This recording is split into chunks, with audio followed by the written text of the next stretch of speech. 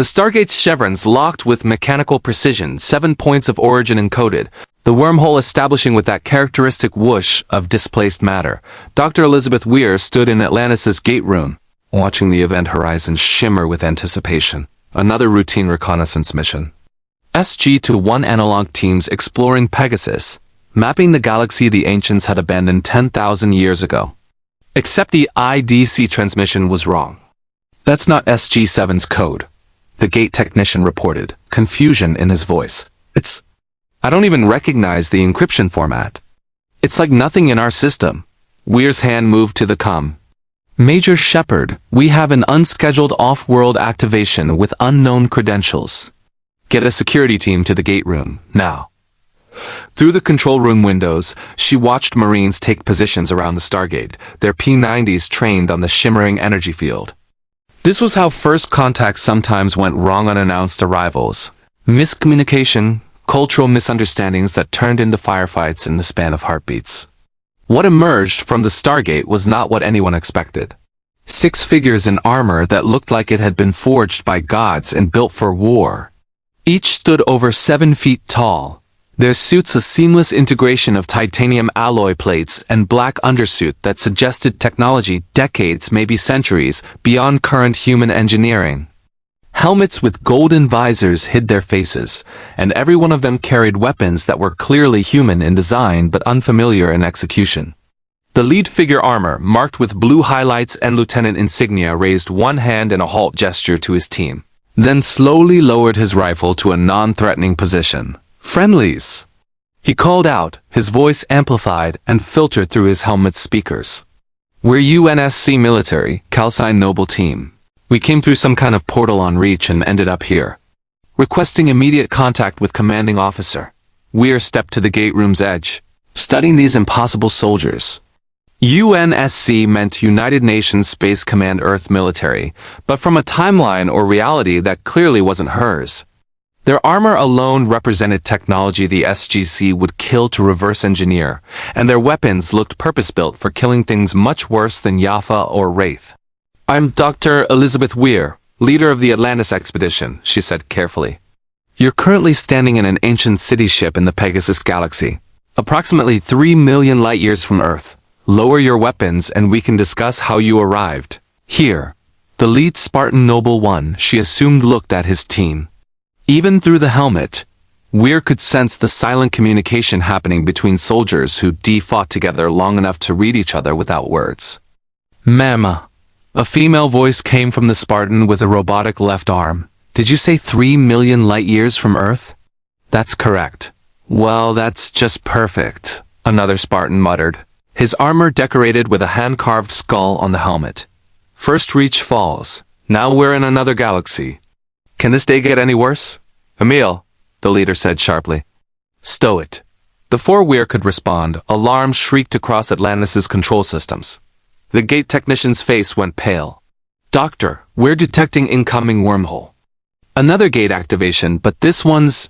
The Stargate activated again. But this time, what came through wasn't soldiers in advanced armor, it was Wraith. 6 of them materialized in the gate room, pale, long-haired, with feeding hands already raised, and that characteristic hiss in their voices. They'd been pursuing someone through the gate network, and they'd followed the energy signature right to Atlantis. The Marines opened fire immediately. P-90 rounds stitched across Wraith bodies, and the aliens staggered but didn't fall. Their regenerative abilities allowed them to shrug off damage that would kill normal humans, wounds closing almost as fast as bullets could make them. One Wraith lunged at a Marine, its feeding hand reaching for the young man's chest. The Marine screamed as he felt his life force beginning to drain, years of life bleeding away in seconds. Then the Spartan with the skull helmet was there. Emile moved with speed that violated human capability, crossed the 20-meter distance in maybe 2 seconds, his combat knife already drawn. The blade was longer than a standard K-bar, serrated along one edge, and he drove it through the Wraith's skull with enough force to crack bone. The alien dropped instantly, its feeding hand releasing the Marine. "Contact right!" Noble One commanded, and his team moved like a single organism. The Spartans spread across the gate room in perfect tactical formation, their rifles Ma-37s, Weir's mind catalogued from the brief glimpse, firing in controlled bursts. The weapons were louder than P-90s, firing larger caliber rounds that punched through Wraith bodies with devastating authority. A Spartan built like a tank, easily the largest of the six. His armor painted in heavy weapon specialist colors, simply walked forward into the Wraith formation and opened fire with what looked like a chain gun. The weapon roared, and the Wraith trying to coordinate an attack were torn apart by the sustained fire. "Jorge, you're six!" A calm voice called out the sniper, hanging back with a long-barreled rifle that he used to put precision shots through Wraith skulls from across the room. The big Spartan Jorge turned and backhanded a Wraith that had gotten behind him. The impact sent the alien flying into a wall hard enough to crack the ancient metal. Before it could regenerate, Jorge's boot came down on its neck, and there was a wet crunch. The entire engagement lasted maybe 15 seconds. 6 Wraith dead, the Marines staring in shock, and Noble Team standing in tactical formation like this was just another Tuesday. Noble One Carter, Weir remembered the name now from his introduction, lowered his rifle and turned to face her. "Ma'am, I'm going to need a full briefing on what those things were, why they came through a portal trying to kill people, and what kind of situation we've just walked into." Before Weir could respond, Major John Sheppard burst into the gate room with a security team, his P-90 raised and ready.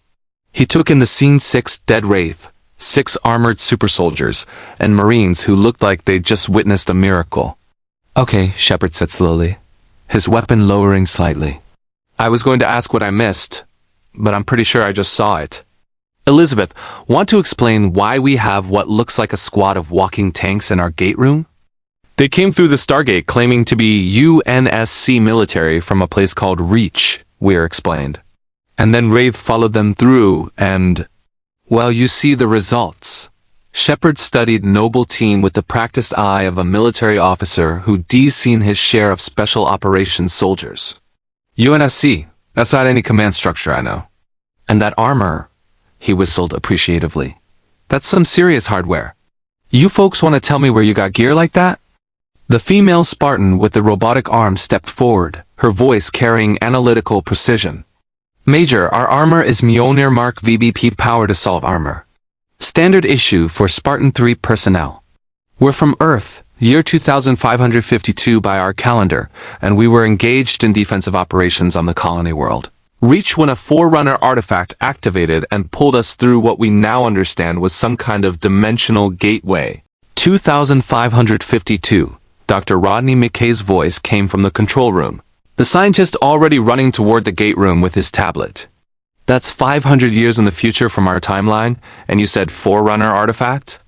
As in, another precursor race with technology beyond ancient capabilities?" He was practically vibrating with scientific excitement. "Do you have any idea how many laws of physics you're re-violating just by standing here?" "Rodney," Sheppard said tiredly. "Maybe let them breathe before the interrogation." Noble One Carter removed his helmet.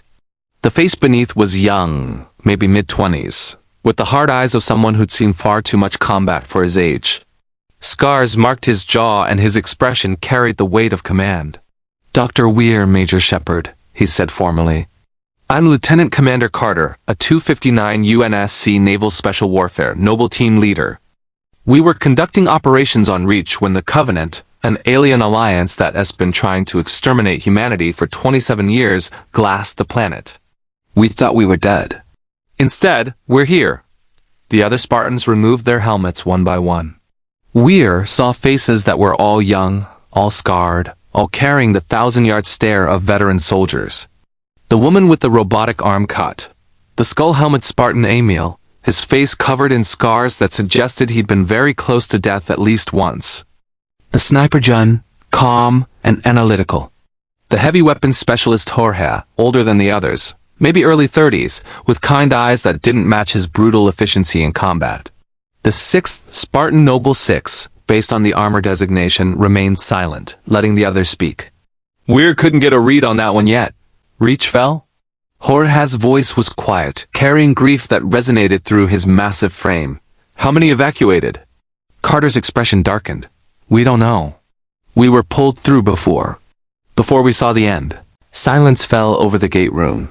These soldiers had just watched their world die, been torn from their reality, and dropped into an unknown galaxy with no way home. And their first action had been to save Atlantis personnel from Wraith without hesitation. Weir made a decision. "Noble team, welcome to Atlantis. We have a lot to discuss: where you came from, how you got here, and what happens next. But first," she gestured at the dead Wraith. "You just killed 6 Wraith in under 20 seconds. That's not something anyone in this galaxy has managed with such efficiency. I think we need to talk about what you can do, what we're facing here, and whether there's a way to get you home." "Home's gone, ma'am," Emile said bluntly. "Reached his glass and ash. UNSC probably thinks we're dead. Question is, what do we do now?" Sheppard stepped forward, extending his hand to Carter. "Well, for starters, you can help us understand what the hell just happened. Those Wraith you killed? They're the dominant species in this galaxy. They feed on humans like vampires, and they've been culling populations for 10,000 years. You just demonstrated capabilities we didn't know were possible. So yeah, I think we've got a lot to talk about." Carter gripped Sheppard's hand. "Two military officers from different realities, different centuries, finding common ground in the simple fact of being soldiers far from home." "Then let's talk, Major," Carter said. "Because if those things hunt humans, we just found a new mission. If you want to see more characters enter different universes, hit that subscribe button and drop the name of a character and the universe you do want to see them in down in the comments below. Remember reach." As Noble Team followed Weir and Sheppard toward the briefing room, Taylor and Megan watched from the control room, her expression troubled. She'd felt the Wraith arrive through her unique connection to them. But she'd also felt something else when the armored soldiers had killed so efficiently: a coldness, a purpose that went beyond simple combat. These were not merely soldiers. These were weapons forged in fire and raised for war. And in the Pegasus Galaxy, that might be exactly what humanity needed to survive. The Atlantis briefing room overlooked the city's eastern pier, its floor-to-ceiling windows providing a view of the alien ocean that stretched to the horizon. Noble Team sat on one side of the conference table, their helmets placed in front of them like silent sentinels. On the other side sat Atlantis's leadership: Dr. Weir, Major Sheppard, Dr. McKay, Taylor, and Lieutenant Ford, who couldn't stop staring at the Spartan's armor with barely concealed awe. "Let me make sure I understand this correctly," Weir said, her diplomat's composure struggling with the information Carter had just provided. "You're genetically and cybernetically enhanced supersoldiers, created as children through a program called Spartan-III, and you were raised specifically for high-casualty operations against an alien coalition that wanted to exterminate humanity?" "That's correct, ma'am," Kat said, her robotic fingers tapping against the table surface with faint metallic clicks. "The Spartan-III program was designed to be more cost-effective than the Spartan-II program. Cheaper augmentations, faster training cycles, and deployment in operations with projected survival rates below 5%. You're telling me you were raised to die," Sheppard said quietly, his expression darkening. "We were raised to win," Carter corrected. "Death was just the expected outcome. Spartan-IIIs were orphans from colony worlds the Covenant destroyed. We had nothing left to lose and everything to prove." Jorge shifted uncomfortably, his massive frame making the ancient chair creak. "I'm not Spartan-III, Commander. I'm Spartan-II older program, better augmentations intended for long-term strategic operations. I was assigned to Noble Team as a senior operator to provide experience and stability." McKay's fingers flew across his tablet, already running calculations. "The energy requirements for powered armor like yours would be astronomical. And you said genetic augmentation? Enhanced strength, speed, reflexes? How enhanced are we talking?" "I can lift approximately 3 times my body weight without armor," June said from his position at the table's end. "With Mjolnir, that increases to roughly half a ton. Reaction time is roughly 3 times faster than baseline human. The armor's energy shields can absorb small arms fire and provide limited protection against plasma weapons." "Plasma weapons?" Ford repeated, leaning forward. "Like what the Wraith use?" "Different energy signature," Kat said, pulling up a holographic display from her armor's wrist-mounted computer. The projection showed Covenant plasma rifles and energy swords. Covenant plasma operates at higher temperatures, but lower penetration than what we observe from those Wraith weapons. Your P90s use kinetic rounds effective. But the Wraith's regenerative abilities mean you need overwhelming fire or precision headshots. Which is why you killed them so efficiently, Taylor observed. You identified their weakness and exploited it immediately. You have fought regenerating enemies before? Emile's scarred face twisted into something that might have been a smile. Flood. Parasitic organisms that reanimate corpses and assimilate living tissue. You don't kill Flood by wounding them. You destroy the infection form or obliterate the combat form completely. He tapped his combat knife. Same principle applies to your Wraith. Catastrophic brain trauma or decapitation. They can't regenerate what's destroyed. Weir exchanged glances with Sheppard. The Spartans had been in Atlantis for less than an hour, and they'd already demonstrated more effective anti-Wraith tactics than the expedition had developed in months. Let me ask the obvious question, Sheppard said. How did you get here? You said a Forerunner artifact on Reach. What kind of artifact? Noble Six spoke for the first time, voice neutral and controlled. Unknown classification. We encountered it during evacuation operations. The artifact activated when Covenant forces attempted to access it. There was a dimensional rupture, energy discharge, and then we were in transit through what felt like slipspace but different. We emerged through your Stargate. The Stargate uses wormhole technology to create stable connections between points in space, McKay explained, already theorizing. If your Forerunner artifact created a dimensional bridge and the Stargate was the closest compatible receiver, you essentially got pulled through an unscheduled wormhole from another universe or timeline. Can you reverse it? Carter asked, his command tone barely masking the hope beneath. McKay hesitated. I'd need to study your armor's sensor logs, analyze the energy signatures, and understand Forerunner technology. Which I should mention, might be related to the ancients, the race that built this city and the Stargates. But honestly, without the original artifact and a stable power source like a ZPM, the odds of opening a return wormhole are not good. How not good? Jorge asked quietly. Maybe 10%? Probably less? The silence that followed was heavy. Noble Team had known they weren't going home. Reach was gone, the UNSC thought them dead, and their war was over. But hearing the mathematical confirmation made it real. Then we're stuck here, Emile said bluntly. In a galaxy full of vampire aliens who hunt humans. With no UNSC support, no resupply, and whatever ammunition we brought with us. How much ammunition do you have? Sheppard asked. Cat pulled up an inventory display. Each Spartan carries approximately 400 rounds for primary weapons, plus sidearm ammunition and grenades. We have maybe 3,600 rounds total? Plus Chun's sniper ammunition and Horus chain gun belt. That's it. No resupply, no armory, no UNSC manufacturing. That's a problem, Ford observed. Especially if the Wraith come in force. Then we adapt, Carter said firmly. We've fought with captured Covenant weapons before. Your P90s are effective. The ancient technology you mentioned, can we access it? Weir frowned. Most ancient technology requires the AT gene, a specific genetic marker that allows neural interfacing with their systems. Major Sheppard has it naturally, but most expedition members don't. We have gene therapy that can provide artificial activation, but it's not always successful and carries risks. We're genetically modified already, Kat said. Our augmentations might interact unpredictably with your gene therapy. But if it means accessing better weapons, I volunteer for testing. Let's not rush into medical experiments, Weir said carefully. First, I need to understand what you want to do. You're stranded here, in a galaxy that's not your own, fighting a war that's not technically yours. What are your intentions? Carter looked at his team. John gave a slight nod. Emile shrugged. Jorge's expression was supportive. Cat and Noble Six remained neutral, waiting for their commander's decision. Ma'am, Carter said, meeting Weir's eyes, Noble Team was created to defend humanity against extinction-level threats. The Covenant tried to wipe us out. These Wraith have been culling human populations for 10,000 years. The enemy's changed, the galaxy's changed, but the mission hasn't. He straightened. We're requesting assignment to Atlantis military operations. We'll fight the Wraith. We'll protect your people. And we'll do whatever it takes to make sure humanity survives in Pegasus.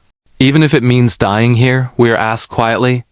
Ma'am, we expected to die on Reach. Carter's voice was steady, accepting. If we die here defending Atlantis instead, that's a better end than most Spartan-IIIs get. At least it'll matter. Weir felt something twist in her chest. These soldiers, these children, because they'd been taken young and raised for war, had been so conditioned to accept death that they offered it casually. It was admirable and horrifying in equal measure. I appreciate your offer, Commander, she said carefully. But let me be clear about something. This expedition's purpose is exploration and research, not warfare.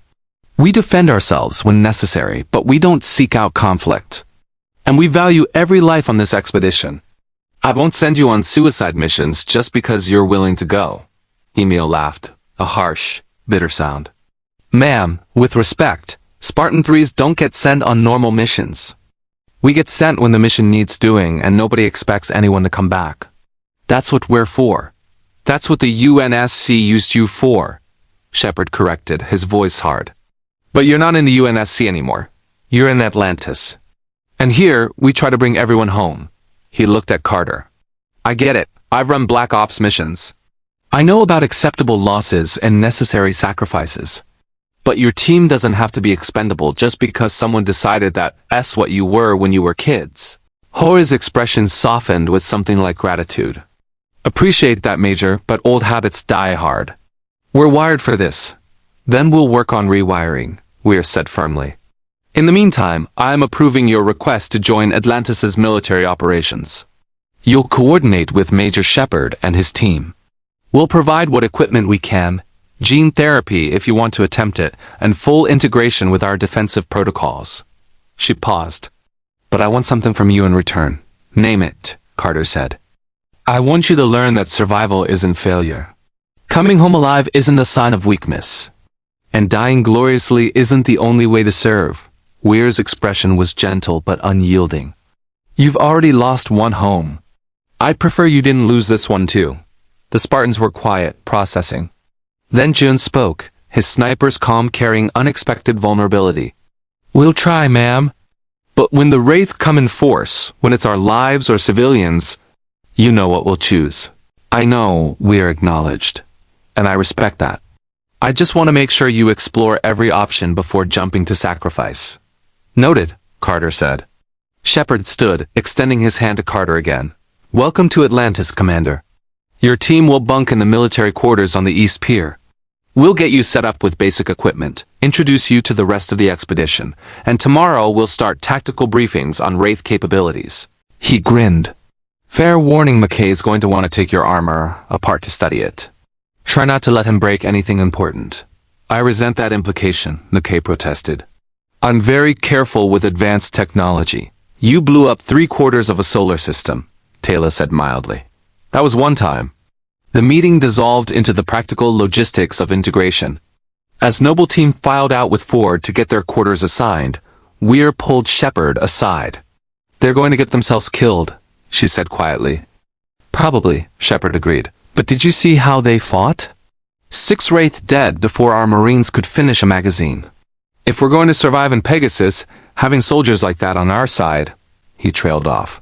I just hope we can teach them that living matters as much as dying well. So do I. John, so do I. In the corridor outside, Noble Team walked together in practiced formation. Carter could feel the weight of their situation settling over them, stranded, isolated, fighting a new enemy with finite resources. But they'd always known this was how it would end. Spartans didn't retire. They didn't go home. They fought until they couldn't anymore. At least here, in Atlantis, they'd found something worth fighting for, even if it killed them. 3 days into Noble Team's integration with Atlantis, Dr. Carson Beckett stood in his medical lab staring at test results that shouldn't exist. This is utterly fascinating and completely horrifying, he said, his Scottish accent thickening with distress.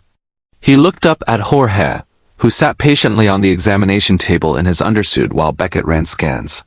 Your skeletal structure has been reinforced with a carbide ceramic material? Your muscle density is approximately 3 times normal human levels. Your neural pathways show evidence of extensive modification reaction times that would make you borderline precognitive in combat situations. Standard Spartan-II augmentations, Jorge said calmly. We underwent the procedures at 14 years old. Survival rate was about 50%. Beckett's face went pale. 50%? You mean half the children subjected to this died?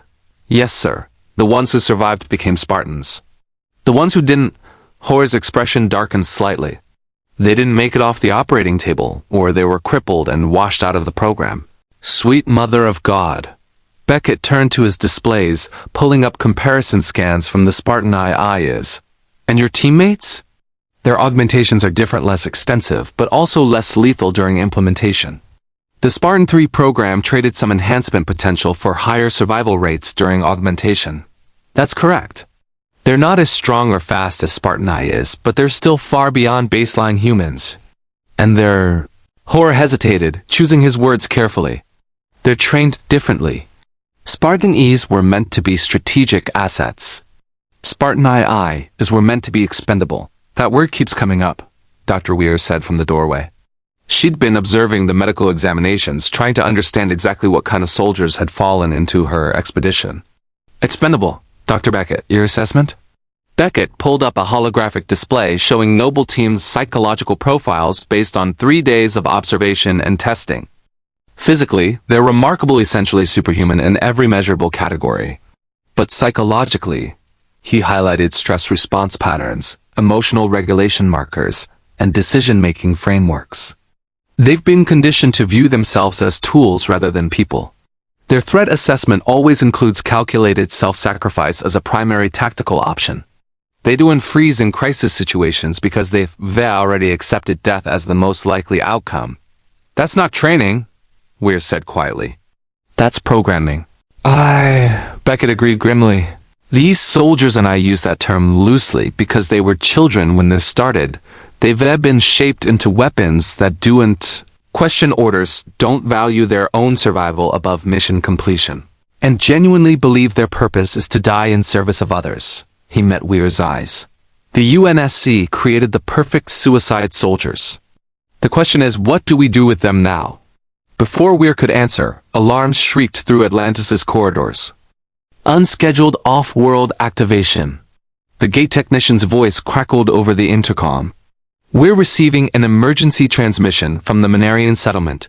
They're under Wraith attack, requesting immediate assistance. Weir and Beckett rushed to the control room. Sheppard was already there, studying the gate diagnostic. The transmission coming through was audio-only screams, weapons fire, and the distinctive hiss of Wraith communication. How many? Weir demanded.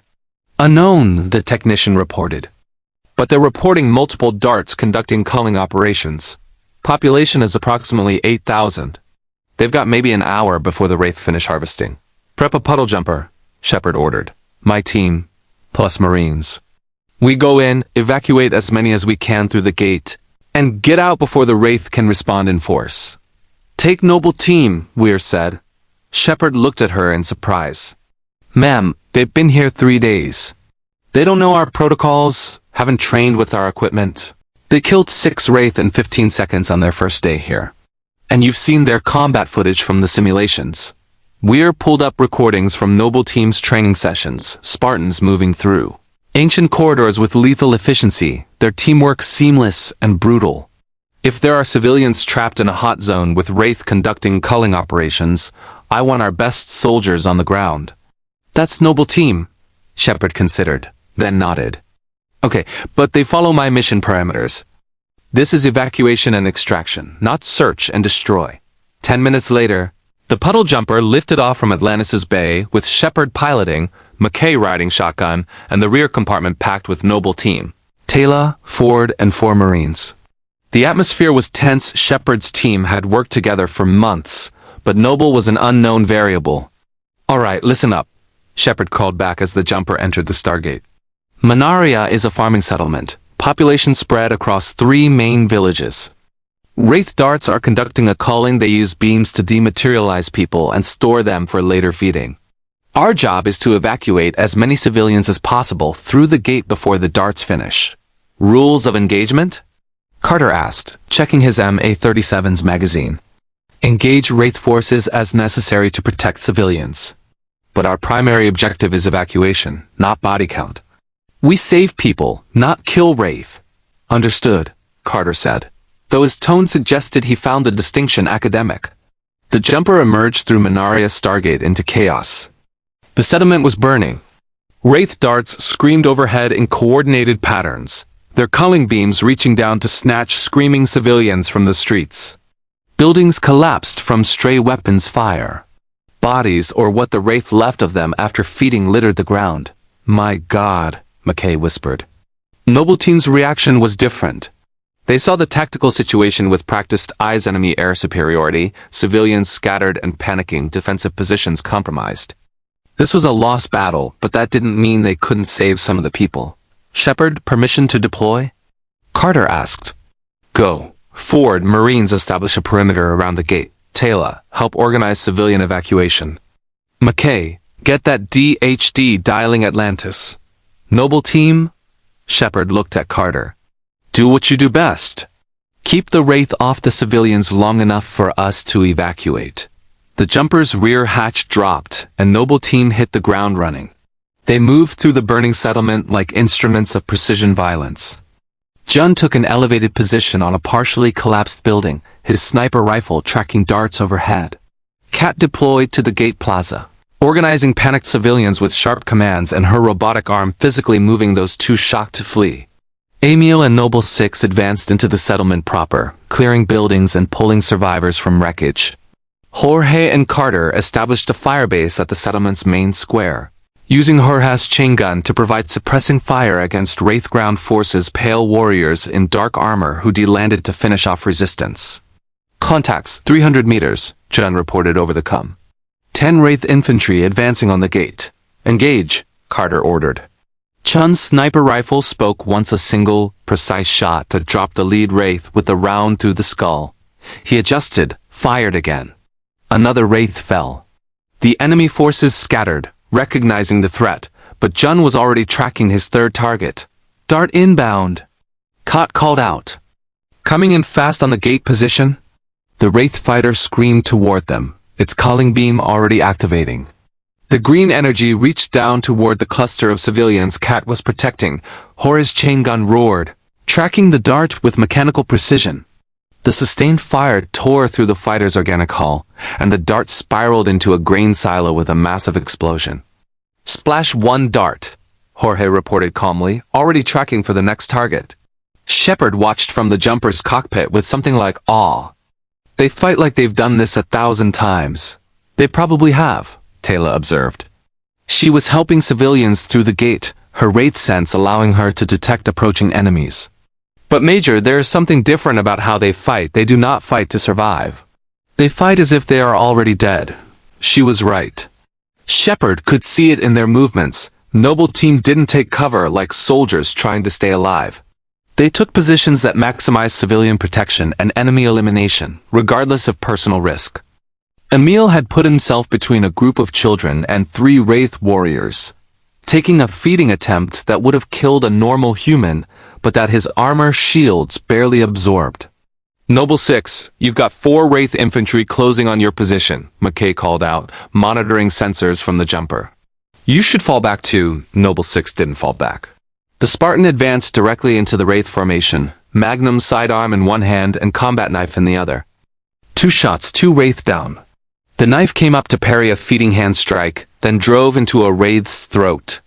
The 4th alien got close enough to attempt feeding, but 6 simply headbutted it, Mjolnir helmet crushing the Wraith's skull, then put 3 rounds through its chest. "Never mind," McKay muttered. 6 has it handled. The evacuation continued with brutal efficiency. Noble Team created a corridor of death around the gate, killing any Wraith that got close, while Sheppard's team moved civilians through to Atlantis. 300 people. 500. 700. "We're at 70% evacuation," Kat reported. "But Dart squadrons are regrouping. They're going to hit us with everything they have in the next 60 seconds. Then we hold for 60 seconds, Carter said simply.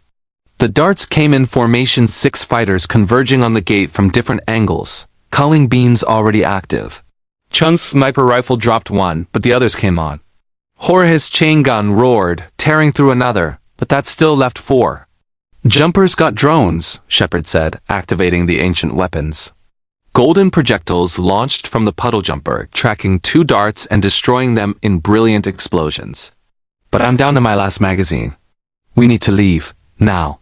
90% evacuated, Taylor called out. Maybe 800 civilians remaining in the settlement. Carter made the calculation instantly. 800 people versus 6 Spartans and Sheppard's team.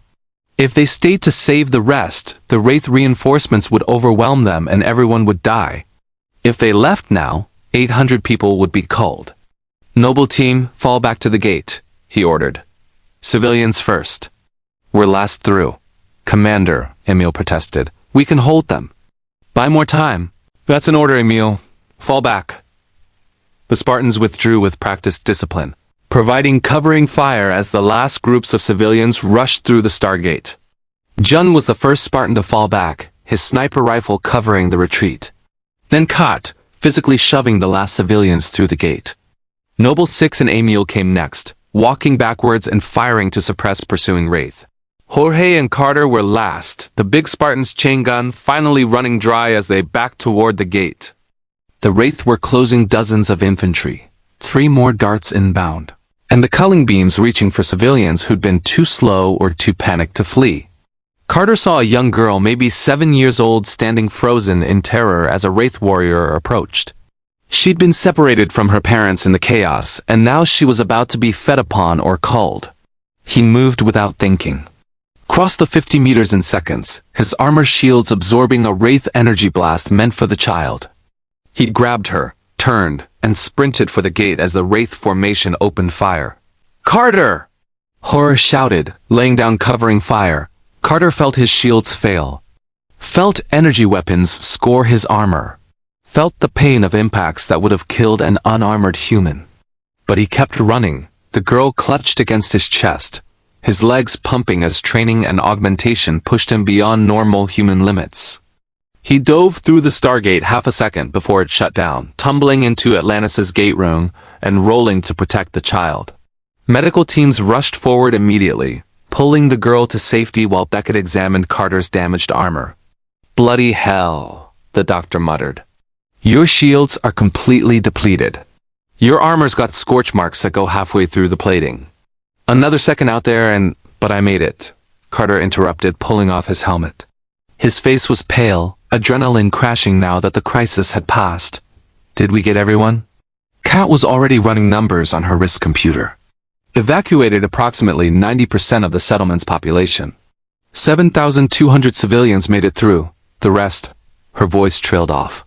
800 people dead or cold. 800 lives they couldn't save. We saved 7,000, Sheppard said firmly, reading the guilt on the Spartans' faces. That's a win, Commander. You brought your people home alive and saved thousands of civilians. That's what matters. But Noble Team didn't look like they'd won. They looked like soldiers counting the cost and finding it too high.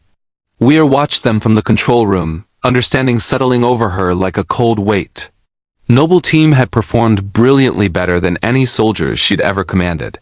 They'd killed Wraith with ruthless efficiency and saved thousands of lives. But they'd also nearly gotten themselves killed doing it. Because to them, their lives were expendable in service of the mission. And in the Pegasus Galaxy, that kind of mentality would eventually get them all killed. Unless you could teach them a different way. The mess hall on Atlantis' eastern pier was unusually quiet for the dinner hour. Noble Team sat together at a corner table, a habit from years of deployment, their trays filled with expedition rations that they ate with mechanical efficiency. Around them, expedition personnel gave them respectful distance, a mixture of awe and unease keeping most at arm's length. They were heroes. They'd saved 7,000 lives.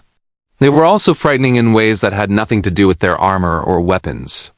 We could have saved more, John said quietly, pushing food around his tray without eating. If we deployed faster, established better fields of fire, prioritized different evacuation vectors. We saved 7,200 people, Carter interrupted, his command voice tired but firm. Against Wraith air superiority and ground forces, with limited ammunition and unfamiliar terrain. By any tactical metric, that's a success. 800 dead isn't success, Emile countered, his scarred face dark with frustration. We had the skills, the equipment. We should have what? Jorge's deep voice cut through the argument. Died holding that settlement? Gotten ourselves killed in a last stand so we could save maybe another 100 people before the Wraith overwhelmed us? He met Emile's eyes. That's not tactics. That's suicide with extra steps. It's what Spartan-IIIs do, Emile shot back. It's what Spartan-IIIs did, Jorge corrected, his tone gentle but unyielding. In the UNSC, on missions where command sent us expecting 0 survivors. But we're not in the UNSC anymore, and this isn't that kind of mission. Kat's robotic fingers tapped against her tray, a nervous tell she'd never quite eliminated. Jorge's right. Dr. Weir was clear she values survival alongside mission success. We're not being deployed to die anymore. Then what are we being deployed to do? Noble Six asked, speaking for the first time since the debrief. We're soldiers. Combat is what we're built for. If we're not fighting to the last man, what's our purpose? The question hung in the air, unanswered. Noble Team had spent their entire lives preparing for one kind of war, the kind where you fought until you couldn't, where sacrifice was expected, where coming home alive meant you hadn't pushed hard enough. But Atlantis wasn't asking them to die. It was asking them to live, and none of them knew how. Mind if we join you? Sheppard stood at their table with Taylor and Ford, trays in hand and expressions carefully neutral. After a moment's hesitation, Carter gestured to the empty seats. Free expedition, Sheppard said, settling in. Though I'll warn you, the food doesn't get better the longer you're here. McKay claims the ancients had a culinary philosophy that emphasized nutrition over flavor, which I think is just his way of saying everything tastes like cardboard. We've eaten worse, Kot said. MREs on extended deployments. Covenant ration bars when we ran out of human food. This is almost palatable by comparison. That's the saddest thing I've heard all day, Ford said, shaking his head. You folks need to try Dr. Kusanagi's cooking. She does this thing with ancient grain that almost tastes like real rice. The small talk felt forced, and everyone knew it. Sheppard was clearly building up to something, and finally he got there. I watched the helmet cam footage from Manaria, he said, setting down his fork. All of it. Every angle. Every engagement. He looked at Carter. You're the best soldiers I've ever seen in combat. Better trained, better equipped, better coordinated than anyone in the SGC. You fight like you've been doing it your whole lives. We have been, Carter said simply. I know. And that's the problem. Sheppard leaned forward. You fight like you expect to die. Not in the calculated risk way that special forces do. You fight like death is the goal and anything else is bonus. Emile took a wraith feeding attempt that should have killed him just to keep 3 civilians safe. John exposed himself to sniper fire to cover an evacuation route. And you, Commander, you charged back into a hot zone for 1 kid when you could have made it through the gate clean. That kid's alive because he did, Ford pointed out. And Carter almost wasn't, Sheppard countered. Look, I get it. I've run missions where the odds were shit and we win anyway. But you can't run every mission like it's your last, because eventually it will be. And Atlantis needs you alive more than it needs you dead. With respect, Major, John said carefully, we're not wired that way. Spartan-III conditioning doesn't have an off switch. We assess threats, calculate acceptable losses, and act accordingly. If that means risking ourselves to save others, that's the calculation we make. Taylor had been quiet, observing. Now she spoke, her voice carrying the wisdom of someone who'd lost everything to the Wraith. I understand your dedication. My people have fought the Wraith for generations, and we know what it means to sacrifice for the greater good. But there is a difference between courage and self-destruction. She met each Spartan's eyes in turn. The Wraith want you to die. Every human they cull, every warrior they kill, every world they devastate, it feeds their purpose. When you throw your lives away, even for noble reasons, you give them exactly what they want. We're not throwing our lives away, Emile protested. We're spending them. There's a difference, is there? Sheppard challenged. Because from where I sit, spending your life on every mission means you'll be dead in a month. And then what? We lose 6 of the best soldiers in Pegasus because you couldn't learn to duck? The tension at the table was thick enough to cut. Noble Team bristled at the criticism years of conditioning telling them that survival for its own sake was selfishness.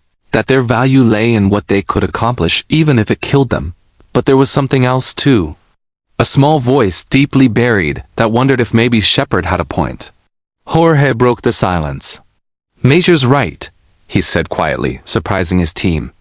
I'd been watching us. Watching how we operate versus how Sheppard's team does. And there's a fundamental difference. He looked at his fellow Spartans. We fight to accomplish the mission at any cost. They fight to accomplish the mission and come home. Both work, but only one is sustainable in a long-term conflict. You saying we should hold back? Emile's voice carried an edge. Let people die because we're worried about our own skins? I'm saying we should be smarter about how we risk ourselves, Jorge countered. The UNSC sent Spartan-IIIs on suicide missions because they could afford to lose us. Oh, and I had recruitment pipelines, training facilities, hundreds of candidates. Here, there's 6 of us. Total. Once we're dead, Atlantis doesn't get replacements. Kat's analytical mind was already processing this. He's right. Resource scarcity changes tactical calculus. In a war of attrition where we can't be replaced, preservation of force becomes strategic priority. She looked at Carter. Commander, we need to adjust our operational parameters. Carter was silent for a long moment, the weight of command heavy on his young shoulders. Finally, he spoke. Sheppard, your assessment of our combat effectiveness? Exceptional. Best I've seen. And our tactical decision-making? Brilliant in the moment. Suicidal in the long term. Carter nodded slowly. Then we have a problem. Because our training, our conditioning, our entire operational philosophy is built around high-risk, high-reward missions with expected casualty rates above 90%. We don't know how to fight any other way. Then we teach you, Sheppard said simply. My team runs operations in Wraith space every week. We've been doing it for months and we're all still alive. Not because we're better fighters than you, clearly we're not. But because we've learned when to push and when to pull back. When to engage and when to avoid contact entirely. He stood, picking up his tray. Tomorrow, we're running joint training exercises, my team and yours. We'll teach you how we fight to survive. And maybe you can teach us some of that scary Spartan efficiency.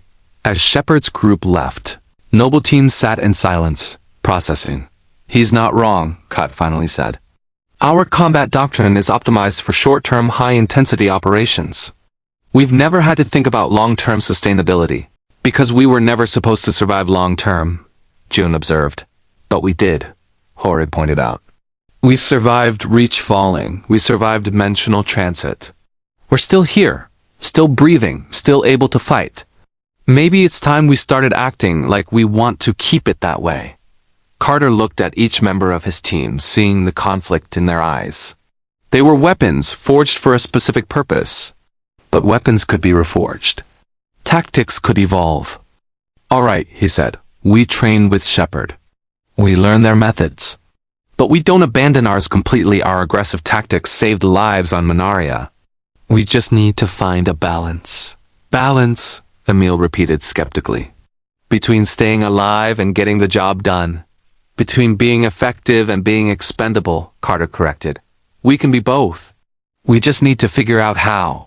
Later that night, Noble 6 stood alone on one of Atlantis' observation balconies, looking out over the alien ocean. The city's bioluminescent systems cast soft blue light across the water, and the stars overhead were unfamiliar constellations from a galaxy 3 million light-years from home. Can't sleep either? 6 turned to find Taylor approaching, her expression sympathetic. Not used to downtime, 6 admitted. On deployment, you sleep when you can because you never know when the next mission drops. Here, there's actual night cycles, meal schedules, routines. It's different. You find peace unsettling, Taylor observed. I find it unfamiliar. 6 turned back to the ocean. We were supposed to die on reach. Every Spartan-III knows that's how it ends. You fight until you can't anymore, and then you fight a little longer. But we didn't die. We're here instead, and nobody's shooting at us right now, and I don't know what to do with that. Taylor joined 6 at the railing. My people lived under the Wraith's shadow for generations.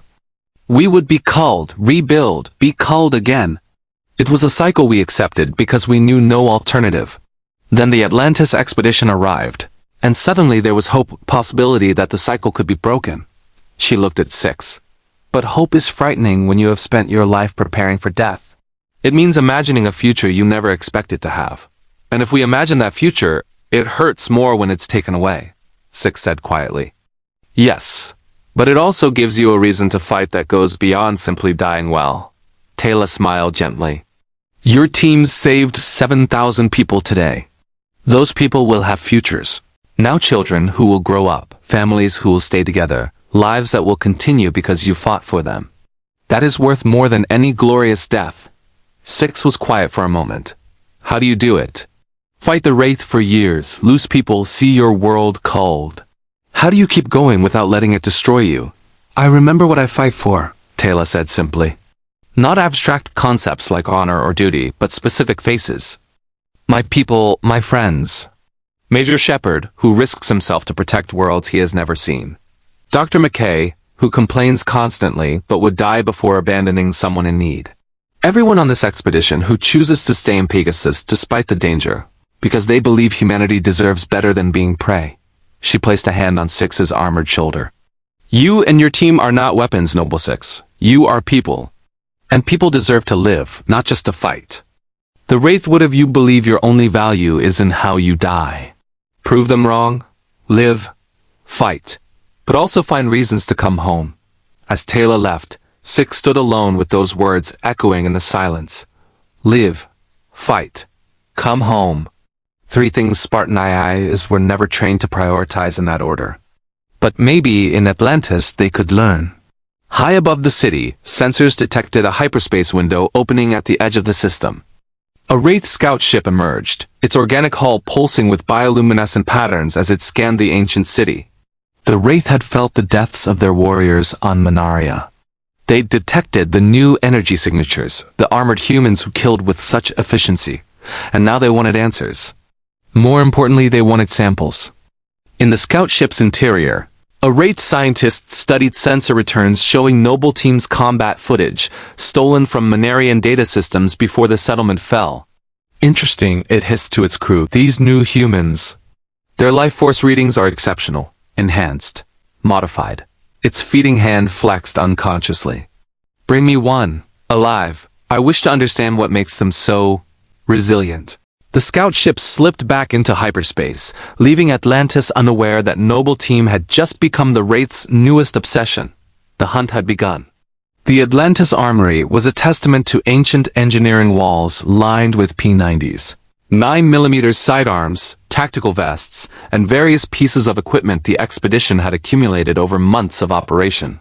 But in the corner, carefully maintained and taking up far more space than necessary, sat Noble Team's arsenal. June methodically cleaned his SCS-99 sniper rifle, each component laid out with precision on a maintenance mat. Beside him, Emile sharpened his combat knife against a whetstone with methodical scrapes that set everyone's teeth on edge. Kat was elbow-deep in her armor's shield emitter, recalibrating systems that had taken damage on Manaria. Jorge sat cross-legged, his massive frame somehow folded into a position that allowed him to service his chain gun's rotating barrels. Ammunition count, Carter said, reviewing his tactical pad. John didn't look up from his rifle. Sniper, 43 rounds remaining. That's maybe 10 missions if I'm conservative. 5 if combat gets heavy. Ma 3-7 ammunition across the team. 2,100 rounds, Kat reported. Roughly 350 per Spartan. M6G sidearm. 800 rounds total. Grenades, 32 fragmentation, 18 plasma. She looked up, her expression grim. At current consumption rates, we're looking at maybe 2 weeks of sustained operations before we're completely dry. 2 weeks, Carter repeated. Then what? Then we transition to P90s and ancient weapons, Horace said, looking up from his chain gun. Which means giving up our primary advantage. These weapons, he gestured at the UNSC arsenal. They re-optimized for armor penetration and stopping power. P90s are effective, but not designed for our combat style. We adapt, Carter said firmly. We've captured Covenant weapons before. We'll learn Atlantis' equipment. Speaking of which, Sheppard's voice came from the armory entrance. He walked in carrying several P90s and what looked like an ancient pistol. Thought I'd drop these off. Consider them loaners for when your ammunition runs dry. He set them on a table. Also, McKay wants to talk to Kat about potentially reverse engineering your armor's shield technology. He thinks he can adapt it to work with ancient power systems. Kat's eyes lit up with scientific interest. That would require understanding the energy conversion matrices and harmonizing frequencies between two completely different technological paradigms. It's theoretically possible but incredibly complex. Which is why McKay's excited, Sheppard said with a grin. He lives for impossible engineering problems. His expression sobered. Also, we need to talk about something else. Dr. Weir got intelligence from our off-world contacts. The Wraith are asking questions about Manaria. Specifically about the armored humans who killed their warriors. The Spartans stopped their maintenance work, attention focused. They're curious, Sheppard continued. Which means they'll send scouts. Probably try to capture one of you for study. The Wraith are big on genetic experiments. They've been trying to improve their feeding efficiency for millennia. 6 enhanced super soldiers with augmented physiology? You're exactly what their scientists would want to dissect. Let them try, Emile said, his scarred face twisting into something predatory. We fought Covenant elites in flood combat forms. Wraith scientists don't scare us. They should, Taylor said, entering the armory behind Sheppard. She carried a tray with 6 cups of Athosian tea a peace offering. The Wraith scientist Michael is particularly dangerous. He has experimented on humans for centuries, trying to create hybrid warriors and perfect the feeding process.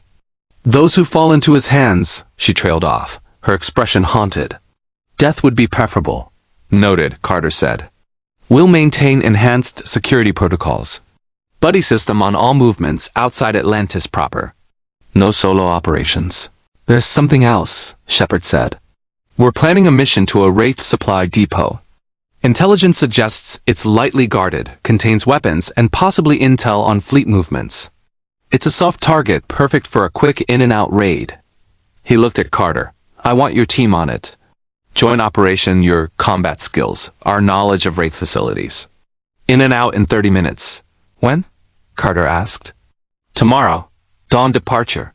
Sheppard handed Carter a datapad with mission parameters. Review the plan. Suggest modifications based on your tactical assessment. This is a collaboration, not me giving orders. After Sheppard and Taylor left, Noble Team gathered around the mission briefing. Thoughts? Carter asked. John studied the facility layout. 2 entry points, minimal guard presence, but the intel is 3 weeks old. Wraith could have reinforced since then. I'd recommend drone reconnaissance before insertion.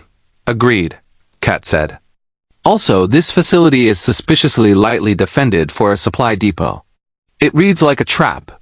Or an opportunity, Emile countered. If it's real, we get weapons and intel. If it's a trap, we kill whoever springs it. Jorge shook his head. That's Spartan-III thinking. We're supposed to be learning balance, remember? Going into a potential ambush just to prove we can survive it is exactly what Sheppard warned us against. That night, in Atlantis' medical bay, Dr. Beckett was reviewing Noble Team's medical files when Kat arrived for her scheduled gene therapy consultation. Ah, Lieutenant, Beckett greeted her. Ready to see if we can give you the ancient gene? Cautiously optimistic, Kat replied, settling into the examination chair. My augmentations might interact unpredictably with the retrovirus. What's the risk profile? Beckett pulled up genetic models. Under normal circumstances, about 20% of recipients show adverse reactions, usually mild, occasionally severe. With your existing modifications, he highlighted sections of her genetic code that showed the Spartan-III augmentations. I'd estimate maybe 30% chance of complications. But the potential benefits are significant. Access to ancient technology, ability to interface with Atlantis' systems, possibly enhanced compatibility with your armor if McKay's theories are correct. Do it, Kat said without hesitation. You're sure? The risks, Dr. Beckett. I've survived augmentation procedures with 50% fatality rates. Combat against genocidal aliens and dimensional transit through an unknown artifact.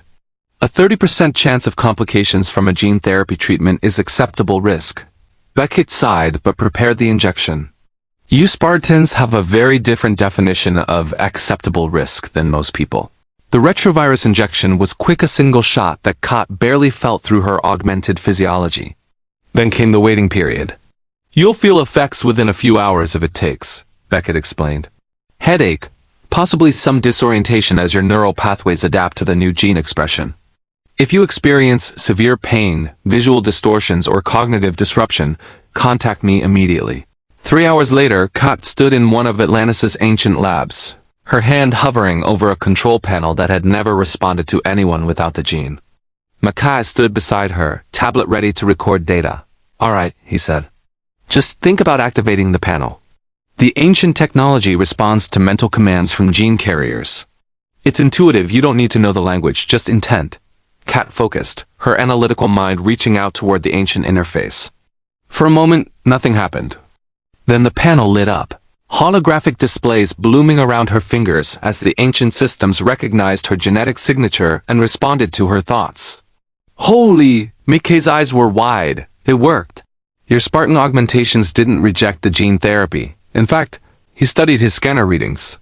Your neural implants are amplifying the connection.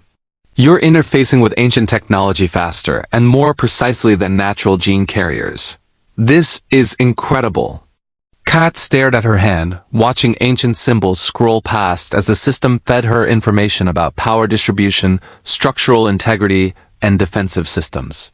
It was like her armor's HUD, but organic, intuitive, responding to thought instead of physical input. I can access the city's systems, she said, wonder creeping into her normally analytical voice. Environmental controls, sensors, security protocols. It's all here. Can you control them? Mackay asked eagerly. Kat focused on a nearby light panel. It dimmed at her thought, then brightened, then shifted through a spectrum of colors. Yes, this changes everything. If I can interface with puddle jumpers, with ancient weapons systems. You become our primary ancient technology specialist, Mackay finished. Between my theoretical knowledge and your genetic access, we could unlock systems that have been dormant since the ancients left. He was already typing furiously on his tablet. I need to run tests. See if the other Spartans can successfully integrate the gene. If Noble Team could all access ancient technology. One step at a time, Doctor, Kat interrupted. Let's make sure I don't experience delayed adverse reactions first. But even as she said it, she was already thinking about the tactical applications. Ancient drones controlled by thought. Puddle jumpers piloted with neural interface efficiency. Defensive systems activated faster than physical controls allowed. Noble Team had just gained a significant advantage. And in the war against the Wraith, every advantage mattered. Far from Atlantis, in the depths of a Wraith hive ship, the scientist known as Michael studied reports from the Minarian culling. The armored humans had killed 37 Wraith warriors and destroyed 2 Dart squadrons. Their combat efficiency suggested genetic modification beyond normal human capabilities. Fascinating, Michael hissed, his pale fingers tracing combat footage. Enhanced strength, speed, durability, superior weapons. And there are only 6 of them. His feeding hand flexed unconsciously. They will make excellent specimens. Once we understand their modifications, we can integrate them into our own warriors. He turned to a subordinate. Prepare a capture team. I want one of these enhanced humans alive and intact. Use paralytic weapons. I need their augmentations undamaged for study. Which one should we target? The subordinate asked. Michael studied the footage, analyzing each Spartan's combat patterns. Then he highlighted one, the sniper, the one who hung back providing overwatch. The one who seemed most isolated from his team during engagements. This one, he said, marking Chun's image. He operates at distance from his pack. Alone, he will be vulnerable. The Wraith didn't know that John 266 was never truly alone. That every Spartan was trained to expect betrayal, to plan for capture, to fight even when separated from their team. They didn't know that targeting a Spartan sniper meant dealing with someone who spent years perfecting the art of killing from extreme range. They were about to learn. Tomorrow's mission to the supply depot would be many things. A test of Noble Team's adaptation to Atlantis protocols. A chance to gather intelligence on Wraith operations. A joint operation building trust between 2 very different military forces. But it would also be a trap, not the one Kat suspected at the depot itself, but something more personal, more targeted. The Wraith wanted a specimen, and they planned their ambush carefully. The only question was whether Noble Team would see it coming in time. The puddle jumper descended through pre-dawn darkness toward the Wraith supply depot, its ancient cloaking technology rendering it invisible to sensors. Sheppard piloted with casual competence while Kat sat in the co-pilot seat, her newfound ancient gene allowing her to interface with the ship's chess systems in ways that made McKay simultaneously jealous and excited. Approaching the drop zone, Sheppard announced. Sensor sweeps show minimal activity. Either the intel is good and it's actually lightly defended, or it's a trap and they're masking their presence. Kat finished. Either way, we proceed as planned. June establishes overwatch on the ridge. Ground team infiltrates, acquires intel and weapons, extracts within 30 minutes. In the jumper's rear compartment, Noble Team performed final equipment checks alongside Taylor and Ford. Carter noticed the Marines were watching the Spartans with a mixture of respect and unease, the aftermath of seeing superhuman soldiers fight with brutal efficiency. Remember, Carter said to his team, this is reconnaissance and acquisition, not seek and destroy. We go in quiet, we get what we need, we leave. No heroics. Define heroics, Emile muttered, checking his combat knife's edge. Anything that gets you killed trying to prove a point, Jorge rumbled. The jumper touched down 2 kilometers from the depot, its cloaked profile invisible against the rocky terrain. John was first out, his sniper rifle already in hand as he moved toward the elevated position that would give him clear sight lines on the facility. Noble 3 in position, Chun's voice came through the comm 30 seconds later. I have eyes on the depot. Confirming minimal visible guard presence, 4 Wraith warriors on external patrol, 2 at the main entrance. No obvious heavy weapons emplacements. Too clean, Kat observed, studying her tactical readout. Wraith facilities are usually more heavily defended. Could be they're stretched thin after Minaria, Ford suggested. We did destroy a lot of their forces, or it's bait, Carter said. Either way, we're committed. Team, move out. Noble Team advanced through the darkness with practiced silence. Their Mjolnir armor's active camouflage rendering them nearly invisible. Sheppard, Taylor, and Ford followed at a distance, relying on more conventional stealth techniques. The depot was a typical Wraith structure organic architecture that looked grown rather than built. Bioluminescent panels providing sickly green illumination and that characteristic smell of decay that permeated all their facilities. Jun tracked the external guards through his scope, noting patrol patterns and timing. Guards are on a 6-minute rotation, he reported. Window of opportunity opens in 30 seconds for entry at the south loading bay. Carter signaled the team. They moved in perfect synchronization, crossing the open ground during the guard rotation gap. Emile and Noble 6 reached the loading bay first, their combat knives making quick, silent work of the 2 Wraith guards stationed inside. Entry point secure, 6 reported. Proceeding to interior. The depot's interior was larger than expected rows of weapons storage. Biomechanical equipment that pulsed with Wraith technology, and data terminals that Kat immediately began accessing with her newly acquired ancient gene. This is strange, she said, her robotic fingers interfacing with a Wraith console. The security here is minimal. Like they wanted someone to access these systems. Can you pull data? Sheppard asked, covering the entrance with his P90. Already downloading. Fleet movements, supply manifests, facility locations. Kat's expression darkened. And genetic research files. Experiments on human subjects. Augmentation attempts. They've been trying to create enhanced warriors for decades. Any mention of Spartans? Carter asked sharply. Kat scrolled through data, her enhanced processing speed allowing her to parse information faster than normal humans. Yes, recent files. They have footage from Minaria. Analysis of our combat performance. And she went still.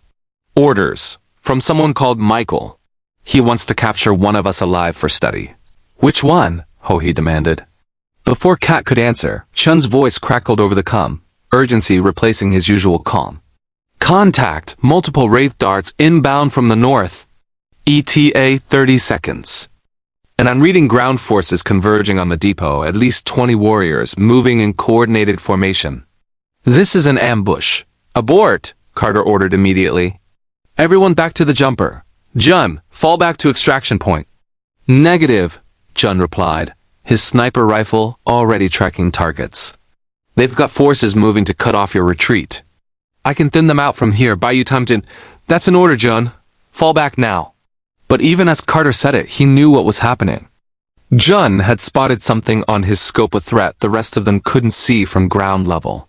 And the sniper was making the calculation every Spartan-III was trained to make. His life versus the team's survival. Chun's rifle spoke once, twice, 3 times. Through the command channel, they heard him shifting positions, engaging targets that were trying to flank the extraction route. His voice was steady, professional, accepting. They're using paralytic weapons, John reported. Not trying to kill me, they want capture, another shot. Which means they really want one of us. Can't let them have Spartan physiology data. Jun, fall back. Carter's voice cracked with command authority. That's not a request. Sorry, Commander. Tactical necessity. Chun's rifle fired again. They've got me boxed in anyway. I can hold this position, keep them off you until you extract. Then I'll make them work for it. Through his scope, Jun could see the Wraith forces clearly now not a random patrol, but a coordinated capture team with specialized equipment, nets made of biomechanical webbing, paralytic darts, containment units designed to hold something strong and dangerous. They planned this specifically to capture a Spartan, and Jun had walked right into it. Team is moving to your position, Carter said. Hold 30 seconds, we're coming. No. Chun's voice was firm. You extract. That's the mission. I'll deny them the capture. His hand moved to the thermite grenade on his belt, the one every Spartan carried for exactly this situation. Destroy sensitive equipment. Deny the enemy intelligence. Jorge's voice broke through raw with emotion the big Spartan rarely showed. Jun, don't you dare. We can extract you. We're not leaving you behind. Jorge, you taught me that sometimes the best thing a soldier can do is make the enemy pay for every inch. Jun fired again, dropping another Wraith warrior. I'm making them pay. Now get the team out.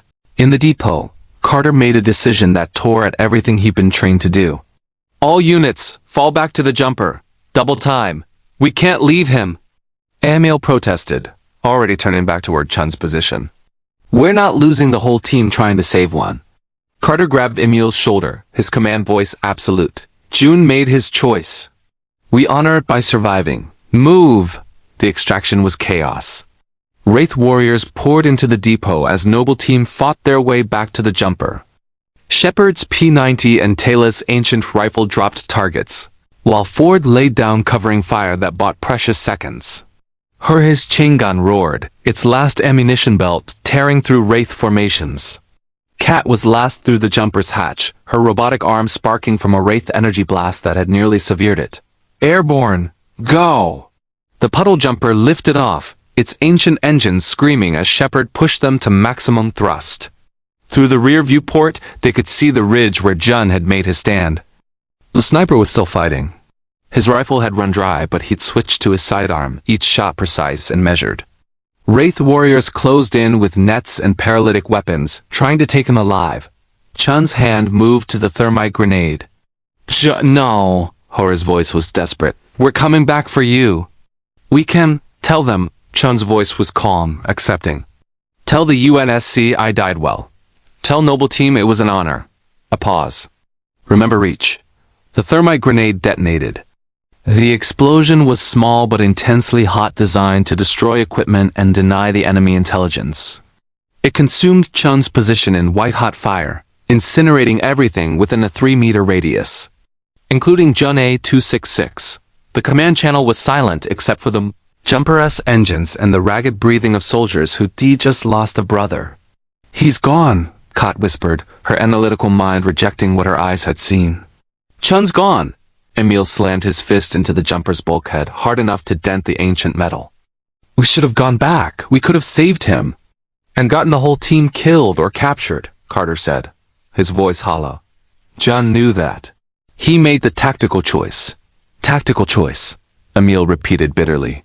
He committed suicide to spare us the risk. That's what Spartan-IIIs do. That's what we're for. Jorge sat hunched over, his massive frame shaking with suppressed grief. He was 23 years old, 23, and he burned himself alive because we retrained to think our deaths matter more than our lives.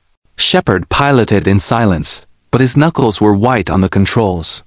He'd lost people before, teammates, friends, soldiers under his command. But watching someone choose death with such cold calculation, someone so young. "This is what we warned you about," he finally said, his voice tight with controlled anger. "This is what happens when you fight like every mission is your last." "Eventually it is. He saved our lives," Carter said quietly. "He threw his away," Sheppard shot back. "There were options: extraction under fire, fighting retreat, hell, even capture and rescue. But he went straight to the grenade because that's what your training told him to do." "And what would you have done?" Carter challenged. "If you were trapped, outnumbered, and the enemy wanted to capture you to study how to defeat your team, would you let them take you?" Sheppard was silent, because he knew the answer. He'd have fought to the death too. Maybe not with a grenade, but the outcome would have been the same. Taylor spoke softly from the back of the jumper. "The Wraith will be enraged. They went to significant effort to set this trap, and John denied them their prize. They will escalate." "Let them," Emile said, his scarred face twisted with grief and rage. "They wanted to study Spartans?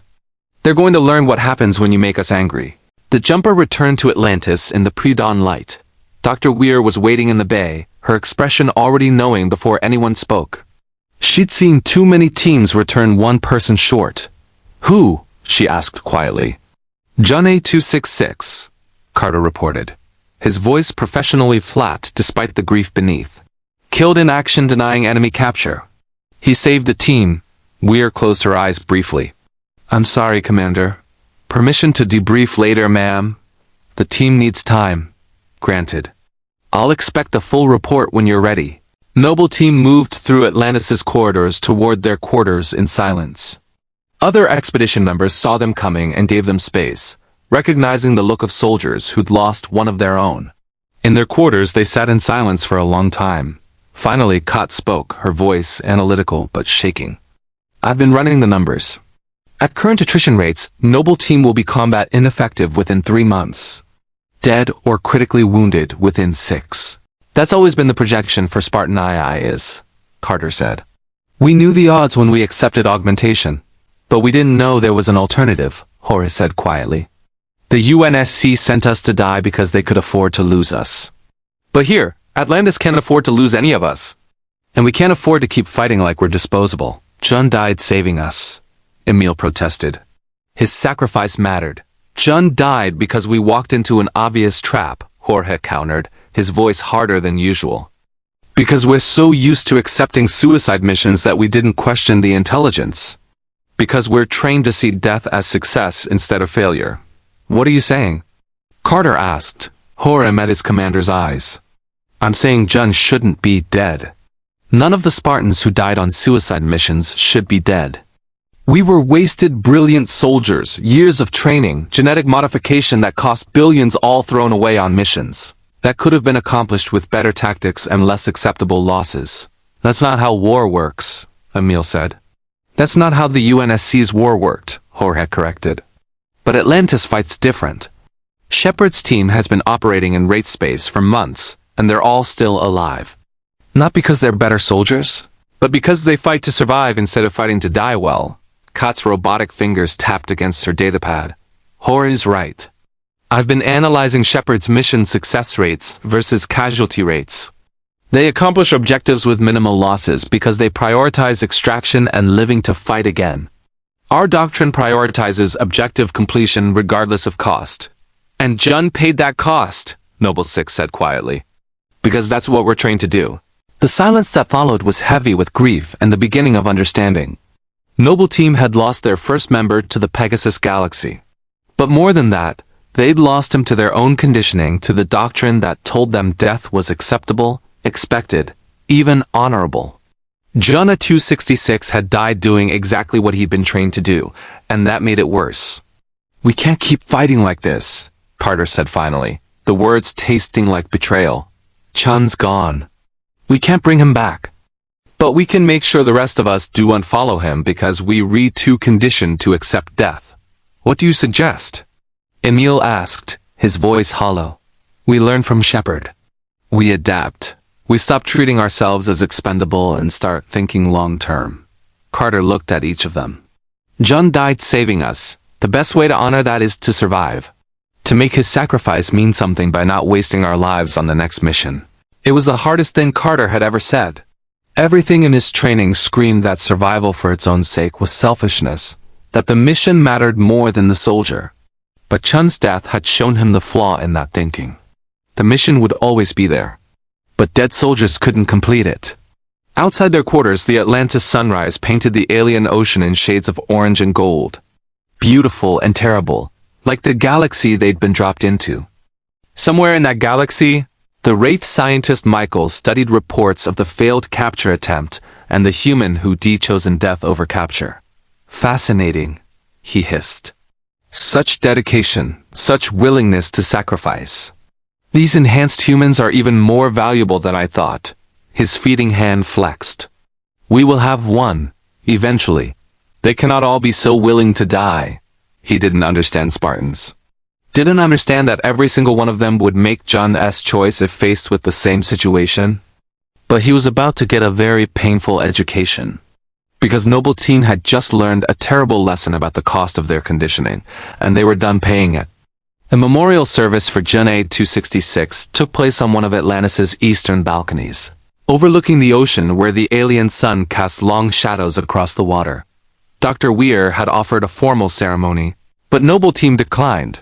Spartans didn't do eulogies or speeches. They did something simpler, more personal. Carter stood at the balcony's edge, Chun's SRS-99 sniper rifle in his hands. The weapon was scarred from years of combat, meticulously maintained, and now silent forever. Beside him, the rest of Noble Team stood at attention, 4 Spartans instead of 6, the absence like a physical wound. John A-266, Carter said formally, his voice carrying across the balcony. Service number 086666-3260. Spartan-III Alpha Company. Sniper, scout, and the best long-range operator I ever served with. He paused. He died denying the enemy intelligence that could have gotten us all killed. He died protecting his team. He died doing what Spartans do. Remember Reach, the remaining Spartans said in unison. It was the closest thing to prayer any of them knew. Carter placed Chun's rifle carefully against the balcony railing, a temporary monument until they could find something more permanent. In the UNSC, fallen Spartans' weapons were returned to Reach for memorial. But Reach was glass and ash now, 3 million light-years away. This would have to be enough. I watched the helmet cam footage, Kat said quietly, her analytical mind needing to understand. John had 17 seconds between when the Wraith closed his escape route and when he detonated the grenade. 17 seconds where he could have fought, tried to break through, maybe survived. But he didn't, Emile finished. He went straight to the thermite. Because that's the first option Spartan-IIs learned: deny the enemy intelligence, protect the team, accept death. It shouldn't have been his first option, Jorge said, his massive frame somehow looking diminished. It should have been his last. After fighting, after trying everything else, after exhausting every possibility, but we're trained to skip those steps. To go straight to sacrifice because our lives are cheaper than mission failure. Carter knew Jorge was right. Knew that Chun's death, while tactically sound, was also a symptom of everything wrong with Spartan-III doctrine. They'd been forged into weapons that destroyed themselves as readily as they destroyed the enemy. I'm changing our operational protocols, Carter announced. Effective immediately, no more solo Overwatch positions. Sniper elements will have backup. No more accepting missions with projected casualty rates above 20%. And if we get trapped, our first option is fighting our way out, not self-termination. The UNSC would call that cowardice, Emile said, though his voice lacked conviction. The UNSC isn't here, Carter replied. And even if they were, I'm done letting doctrine written by people who never wore my own dictate how we die. He looked at each of his team. Chun's gone. I can't change that. But I can make sure we don't lose anyone else to conditioning instead of combat. Commander Carter? They turned to find Dr. Elizabeth Weir approaching, accompanied by Sheppard and an older man in expedition civilian clothes, Dr. Radek Zelenka, one of Atlantis' senior scientists. I'm sorry to interrupt, Weir said gently, but we need to discuss something. Dr. Zelenka has been analyzing the data Kat retrieved from the Wraith depot. What he found? It's significant. Zelenka pulled out a tablet, his Czech accent thick with urgency. The Wraith scientist Michael, he is obsessed with creating enhanced warriors. For years, he has experimented on humans, trying to improve feeding efficiency and create hybrid soldiers. But his success rate is very low. Most subjects die or are driven insane by the modifications. What does this have to do with Noble Team? Carter asked. Everything, Zelenka said. The data contains genetic profiles the Wraith have collected from culled populations. They are looking for specific markers, enhanced strength, improved healing, genetic resilience. They want to understand what makes some humans more valuable for experimentation. He looked at the Spartans. Your augmentations, your genetic modifications, you are exactly what Michael has been searching for. If he captures even one of you and learns how your enhancements work, he could replicate it, Kat finished, her analytical mind seeing the implications immediately. Create Wraith warriors with Spartan-level capabilities. Or worse, integrate our augmentations into their feeding process to make it more efficient. The Wraith would become unstoppable, Sheppard said grimly. They already have numbers and regeneration. At superhuman strength, enhanced reflexes, and improved combat capabilities? Every human world in Pegasus falls within months. Which is why John had to die, Jorge said quietly. He knew what they'd do if they captured him. Knew what his augmentations represented. His expression was haunted. He saved more than just our team. He saved everyone in this galaxy from what Michael would have created. Weir looked at Noble Team with something like sorrow. I understand now why your doctrine emphasizes self-termination over capture. The stakes are different when your physiology itself is a weapon the enemy could use. But it doesn't have to be suicide, Sheppard interjected. We can develop extraction protocols, rescue plans, tracking systems. If someone gets captured, we go get them before the Wraith can complete their research. How long does genetic analysis take? Carter asked Zelenka. The scientist consulted his notes. Based on Wraith research speeds from other projects, maybe 72 hours from capture to usable data. Less if they are highly motivated and have living subject to experiment on. 72 hours, Emile repeated. That's our window. If someone gets captured, we have 3 days to extract them before they become a galactic threat. And if extraction isn't possible? Kat asked. The silence was answer enough. They all knew the Spartans carried fail-safes implants designed to be activated if capture was imminent. Medical protocols that could be triggered remotely. The UNSC had built self-destruct mechanisms into its supersoldiers because sometimes the weapon needed to destroy itself. Let's focus on prevention, Weir said firmly. No more solo operations. Enhanced security protocols. And Dr. Beckett wants to run medical screenings on the rest of you, see if we can develop countermeasures to Wraith paralytic weapons. There's something else, Sheppard said. We intercepted Wraith communications. They're planning a major culling operation on the Athosian settlement on the mainland. Taylor's people. Michael specifically requested the operation. He wants Bait to draw Noble Team into another ambush. When? Carter demanded. 48 hours. They're mobilizing 3 dart squadrons and ground forces. That's designed to be too big for us to ignore and too dangerous for you to survive. Carter looked at his team. 4 Spartans against 3 dart squadrons and unknown ground forces, defending a civilian population that the Wraith specifically wanted to use as bait. Every tactical analysis said it was suicide. Which meant it was exactly the kind of mission Spartan-IIIs were designed for. We're going, Carter said. Absolutely not. Weir replied immediately. You just lost a team member walking into a trap. I'm not authorizing another operation where you're the specific targets. Ma'am, with respect, those are Taylor's people. We can't abandon them just because the Wraith want us dead. I'm not asking you to abandon them. I'm asking you to be smart about how you engage. Weir pulled up tactical displays. We evacuate the Athosians through the Stargate before the Wraith arrive. No battle, no casualties, no risk to Noble Team. And we give the Wraith exactly what they want, Cott observed. Proof that threatening civilians makes us retreat. They'll use that tactic on every world in Pegasus, turning human populations into hostages. Better hostages than corpses, Weir countered. Is it? Jorge asked quietly. Ma'am, I understand you value life. But there's a reason the Wraith have ruled this galaxy for 10,000 years.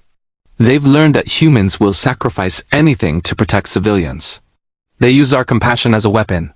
He met her eyes. Sometimes you have to fight even when the odds are terrible, because not fighting means accepting subjugation forever. Weir was silent, the diplomat in her warring with the leader who'd seen too many people die already. Sheppard spoke up. There's a middle ground. We evacuate the Athosians like you said, but we use the culling operation as an opportunity. The Wraith are committing significant forces to this ambush. If Noble Team engages them on our terms, proper support, extraction plans, abort conditions, we could bloody them badly enough that they think twice about future operations. You want to turn their ambush into ours? Carter said, understanding dawning. Exactly. They're expecting you to charge and trying to save civilians. Instead, we remove the civilians, fortify the settlement with our forces, and when the Wraith arrive expecting easy prey, they find a kill box. Sheppard grinned. We've been playing defense for months. Time to remind them why attacking humans is a bad idea. Weir considered this. What kind of support are we talking about? Puddle jumpers with drone weapons for air superiority. Marine fire teams with P90s and ancient rifles. Taylor's warriors who know how to fight Wraith.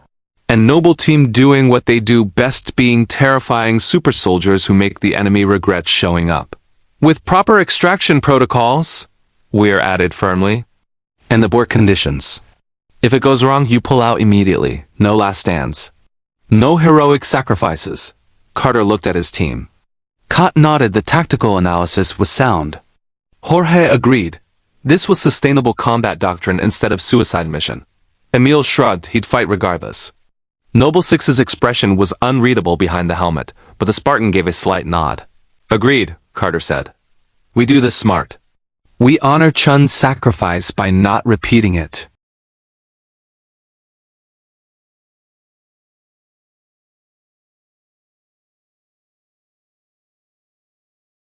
Her gene therapy allowed her to activate dormant, ancient weapon systems that had been offline for millennia, automated defense turrets that responded to mental commands, force fields that could compartmentalize the battlefield, sensor arrays that would detect Wraith movements before they landed. This is incredible, McKay gushed as Kat activated another defensive system. You're interfacing with ancient technology better than Sheppard, and he's a natural gene carrier. Your Spartan augmentations are amplifying the neural connection. Useful for killing Wraith, Kat said pragmatically.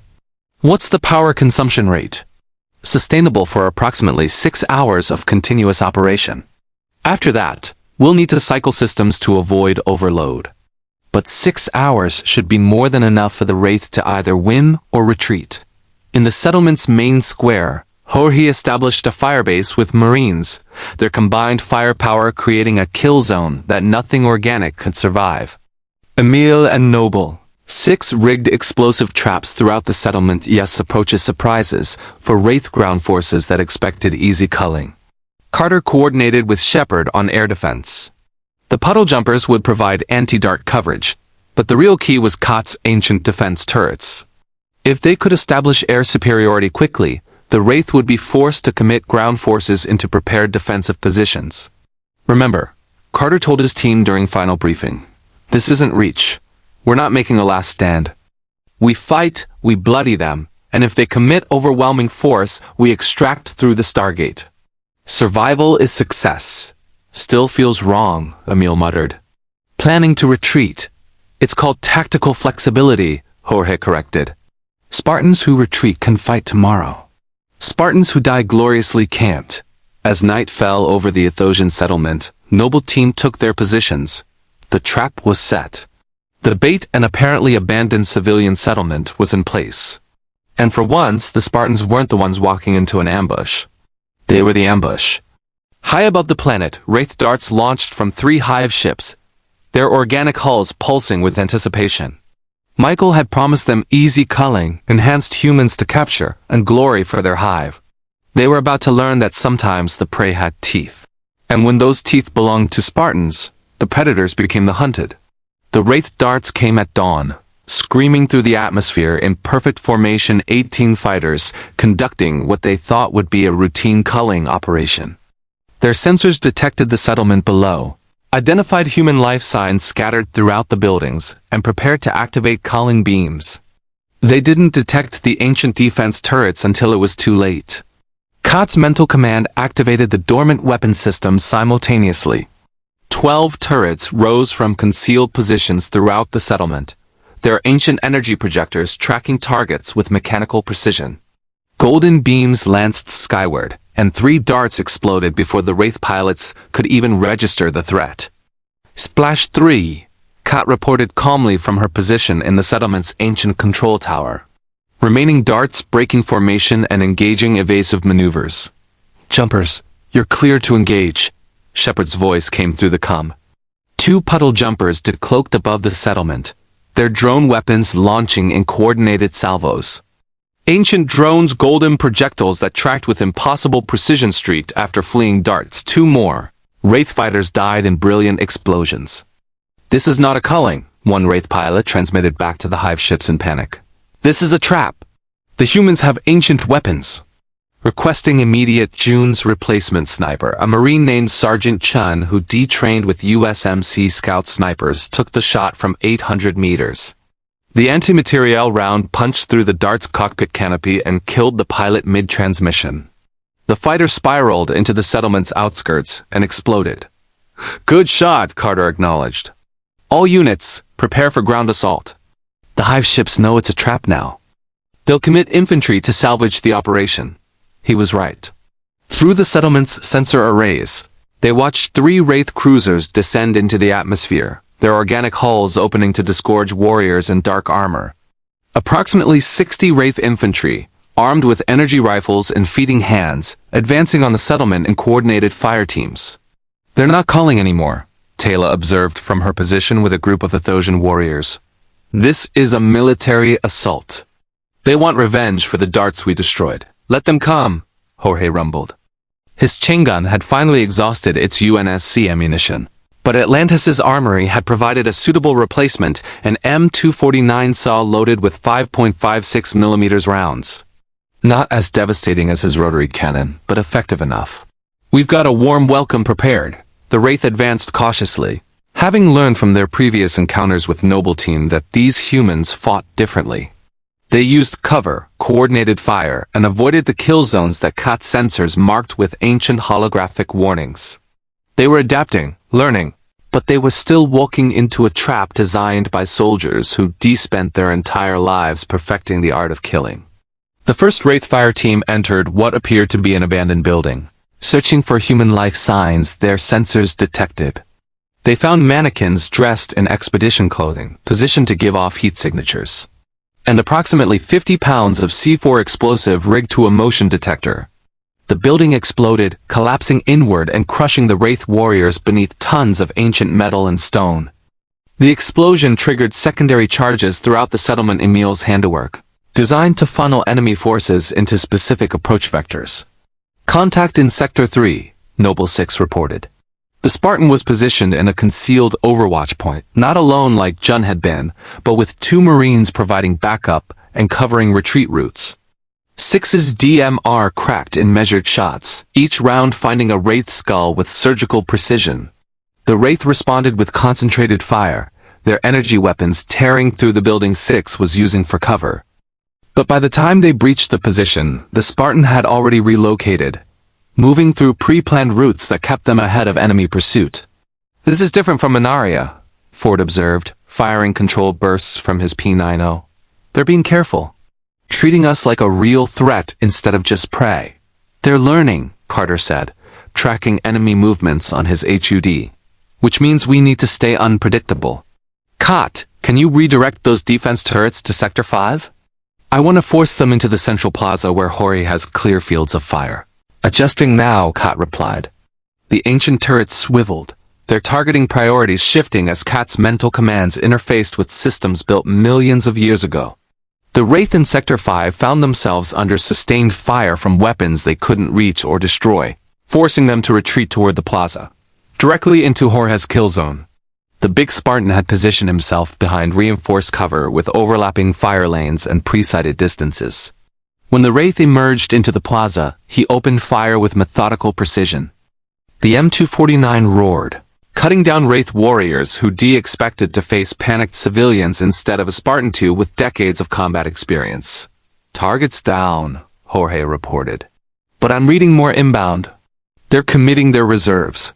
Through the sensor feeds, Carter watched the Wraith Hive ships deploy another wave, this time including something they hadn't seen before. Larger warriors, more heavily armored, carrying weapons that looked biological but functioned like plasma cannons. COT analysis? Carter demanded. Wraith heavy infantry, she replied, cross-referencing Atlantis' databases. Enhanced warriors with improved regeneration and heavier weapons. Atlantis has encountered them rarely. They're typically reserved for major military operations. This is like a significant engagement. We've successfully convinced them we're a threat worth committing serious resources to. Good, Emile said, his voice carrying grim satisfaction. Means when we kill them, it hurts. The heavy infantry advanced with the confidence of warriors who'd rarely faced defeat. Their armor absorbed P90 rounds that would have dropped normal Wraith, and their regeneration closed wounds almost as fast as bullets could make them. But they'd never faced Spartans with ancient support. Kat activated a defensive protocol that Mackay had helped her discover ancient force fields that could be deployed in tactical configurations. Energy barriers sprang up throughout the plaza, creating choke points and funneling the heavy infantry into prepared positions. Now, Carter commanded. Noble Team opened fire with everything they had. Emile had acquired a Wraith energy rifle from a fallen warrior and used it to devastating effect.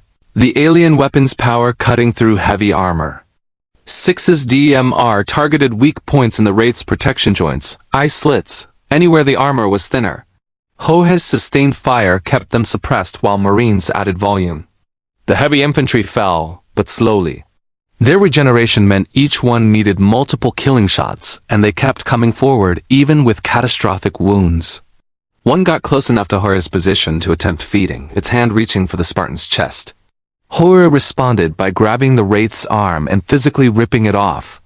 The creature's regeneration couldn't cope with that level of trauma. It collapsed, dying from shock before it could heal. Jorge tossed the severed limb aside and kept firing. They're breaking, Taylor observed, her Wraith sense detecting the shift in enemy psychology. The warriors are frightened. They expected easy culling, but we've killed nearly half their force. Press them, Sheppard ordered from his jumper. Don't let them regroup. But Carter saw something on his tactical display that made him hesitate. The Wraith Hive ships in orbit were powering weapons. Not just small arms, their primary bombardment systems. All units, fall back to the gate, he ordered immediately. They're going to bombard from orbit. Move! The retreat was disciplined chaos. Noble Team provided covering fire while Marines and Athosian warriors sprinted toward the settlement's Stargate. The ancient defense turrets continued firing, buying precious seconds as the remaining Wraith ground forces tried to prevent the evacuation. Cut, last one, Carter shouted. The intelligence specialist was still in the control tower, maintaining the ancient systems. 30 seconds. She replied, downloading the last of the sensor data. I've got tracking information on those Hive ships, fleet communication logs, tactical protocols. Leave it, move now. Kat grabbed her data storage device and ran. Her robotic arm sparked from damage taken earlier, slowing her down. She was 20 meters from the Stargate when a Wraith heavy warrior emerged from cover, its energy weapon tracking her. Noble 6 was there first. The Spartan intercepted the Wraith's line of fire, armor shields absorbing the blast meant for Cat 6. Returned fire 3 shots from the Magnum sidearm at point blank. Range destroyed the Wraith's head. Through the gate! 6 commanded, bodily pushing Cat toward the shimmering event horizon. The bombardment started as the last Atlantis forces dove through the Stargate. Energy beams from orbit struck the settlement with apocalyptic force, vaporizing buildings and turning the ancient structures to molten slag. The Stargate shut down half a second before a direct hit would have destroyed it. In Atlantis' gate room, the returning forces collapsed in exhausted heaps. Medical teams rushed forward to treat wounded several Marines with Wraith energy burns. One Athosian warrior with a feeding attempt that Dr.Beckett immediately began reversing. But Noble Team was intact. 4 Spartans, all alive, all functional. Casualty report, Dr. Weir demanded. 3 Marines wounded, none critical, Ford reported. One Athosian requires intensive treatment, but will survive. No fatalities on our side. And the Wraith? Sheppard pulled up combat footage, his expression satisfied. Destroyed 18 darts. Killed approximately 40 ground forces including 8 heavy infantry.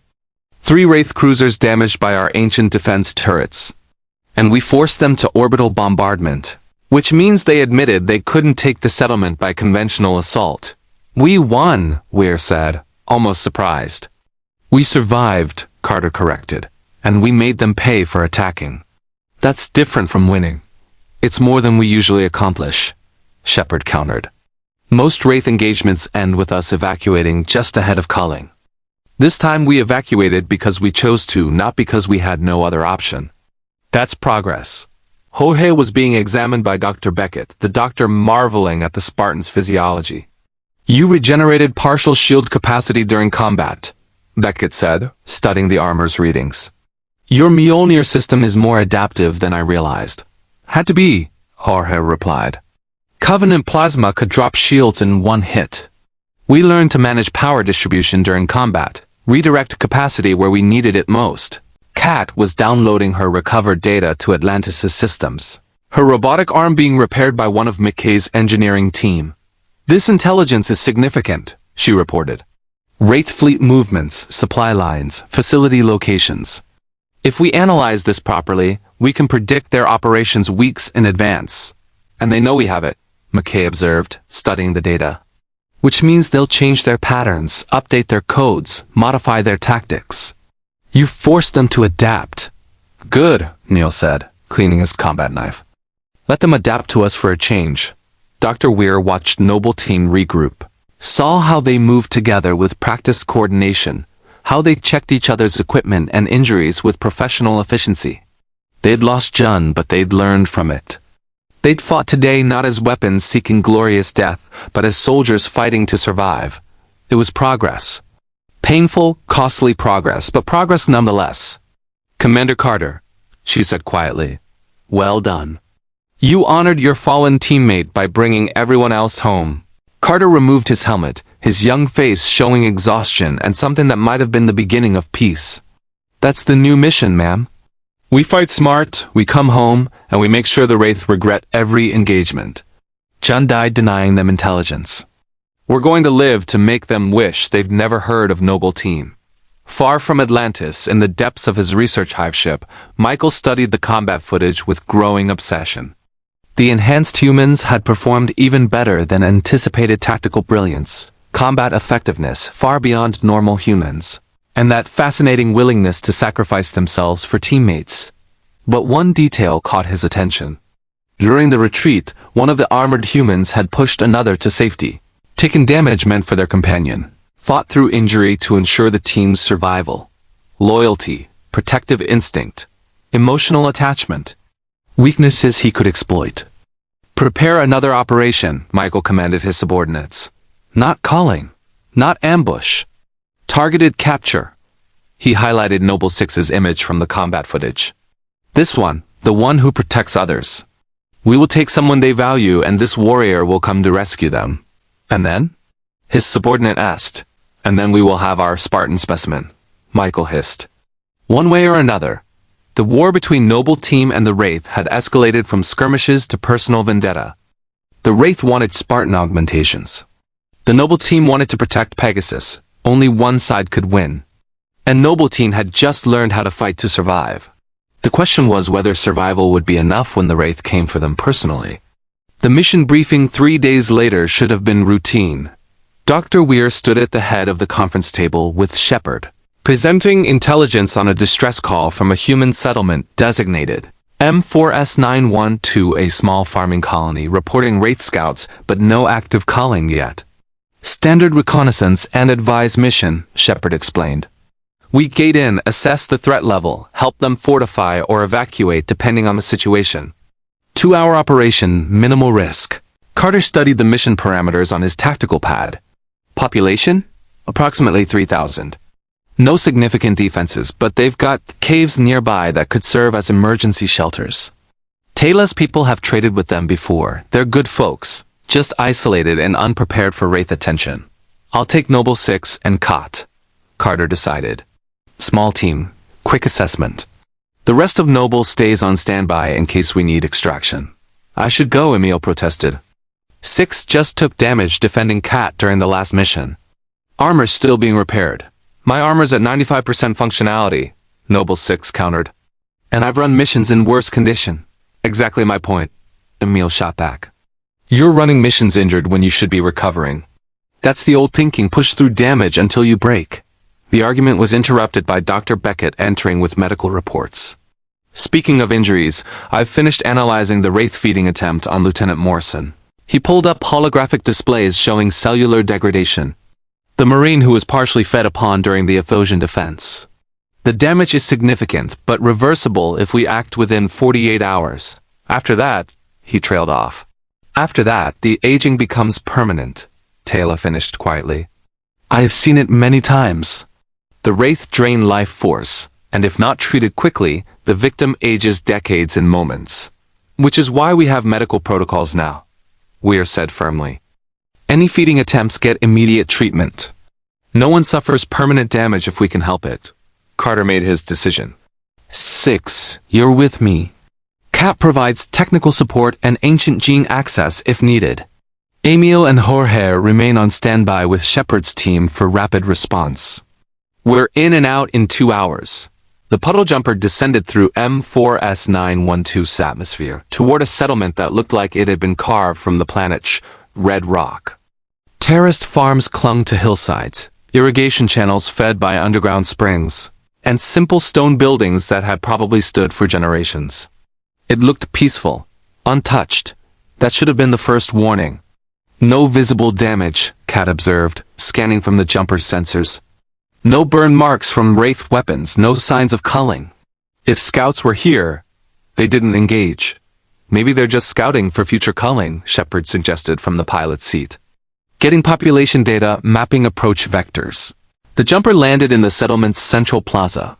Carter, 6 and Cot disembarked with P90s ready. They finally exhausted most of their UNSC ammunition and transitioned to Atlantis equipment.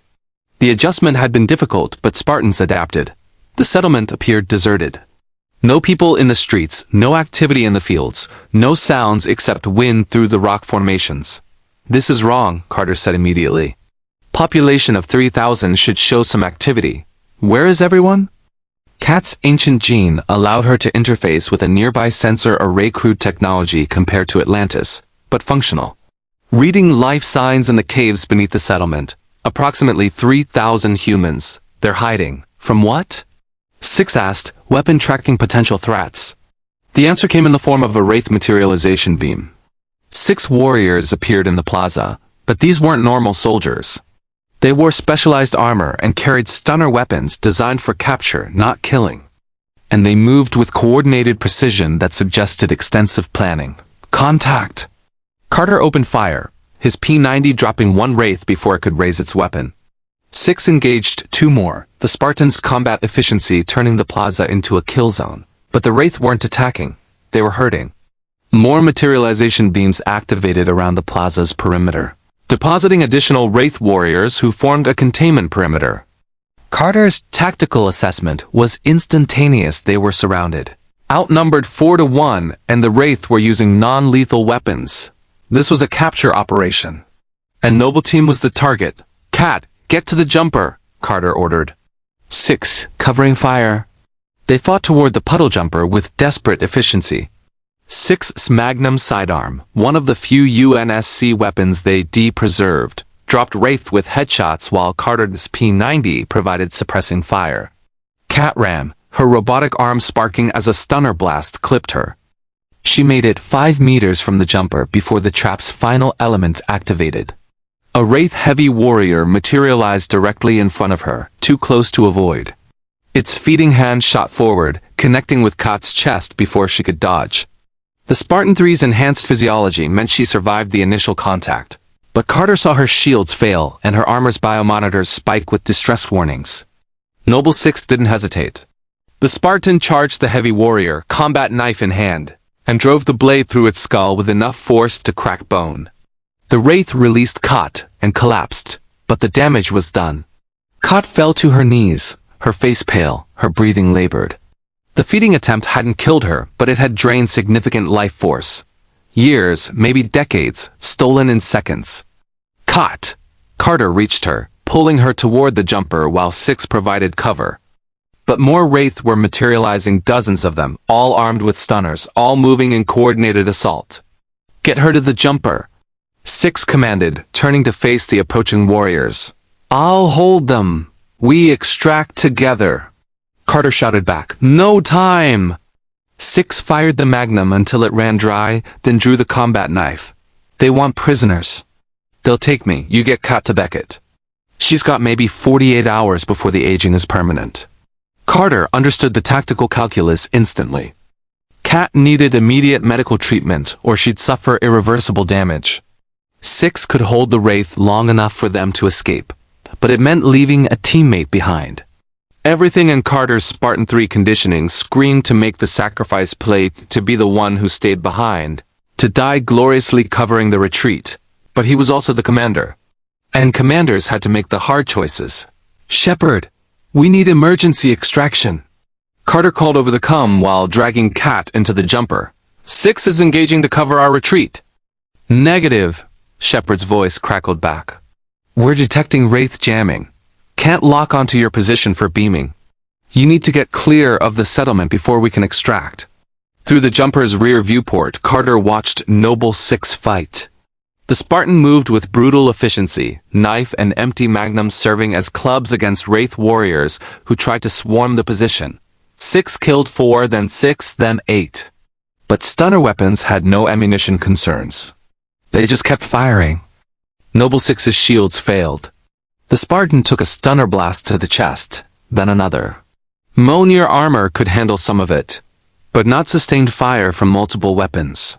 Six went down on one knee, still fighting, still killing even as neural paralysis spread through augmented muscles. Six! Carter shouted helplessly. The last thing he saw before Sheppard got the jumper airborne was Noble Six being swarmed by Wraith warriors. The Spartans' armor preventing them from killing, but not from capturing. They deployed one of their biomechanical containment units, a cylindrical prison designed to hold something strong and dangerous, and then they beamed out, taking Noble Six with them. The jumper broke atmosphere at maximum thrust, clearing the jamming field. Within seconds, they materialized in Atlantis' jumper bay. Medical teams rushed forward to take Kat. Dr. Beckett was already there, his scanner showing the damage from the feeding attempt. Bloody hell, he muttered. She's been aged approximately 15 years, maybe more.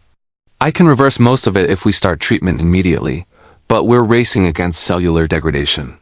Do it, Carter ordered. Then he activated the comm. Noble Team, briefing room, now. 5 minutes later, Carter stood before the holographic display showing their last visual of Noble Six surrounded. Captured, taken by Wraith forces to an unknown location for purposes they all understood too well. Emile's scarred face was twisted with rage. We go get Six, right now. Every second we wait, the trail gets colder, Jorge finished. But we need intelligence before we can mount a rescue. Charging him blind is how we lose more people. Kat's intel from the Athosian mission, Carter said, pulling up the data. Wraith facility locations, fleet movements, research stations. If they took Six for experimentation, they'll take the Spartan to wherever Michael conducts his research. McKay was already analyzing the data, his fingers flying across his tablet. There, Wraith research vessel heavily shielded, Mogul, Michael's primary laboratory.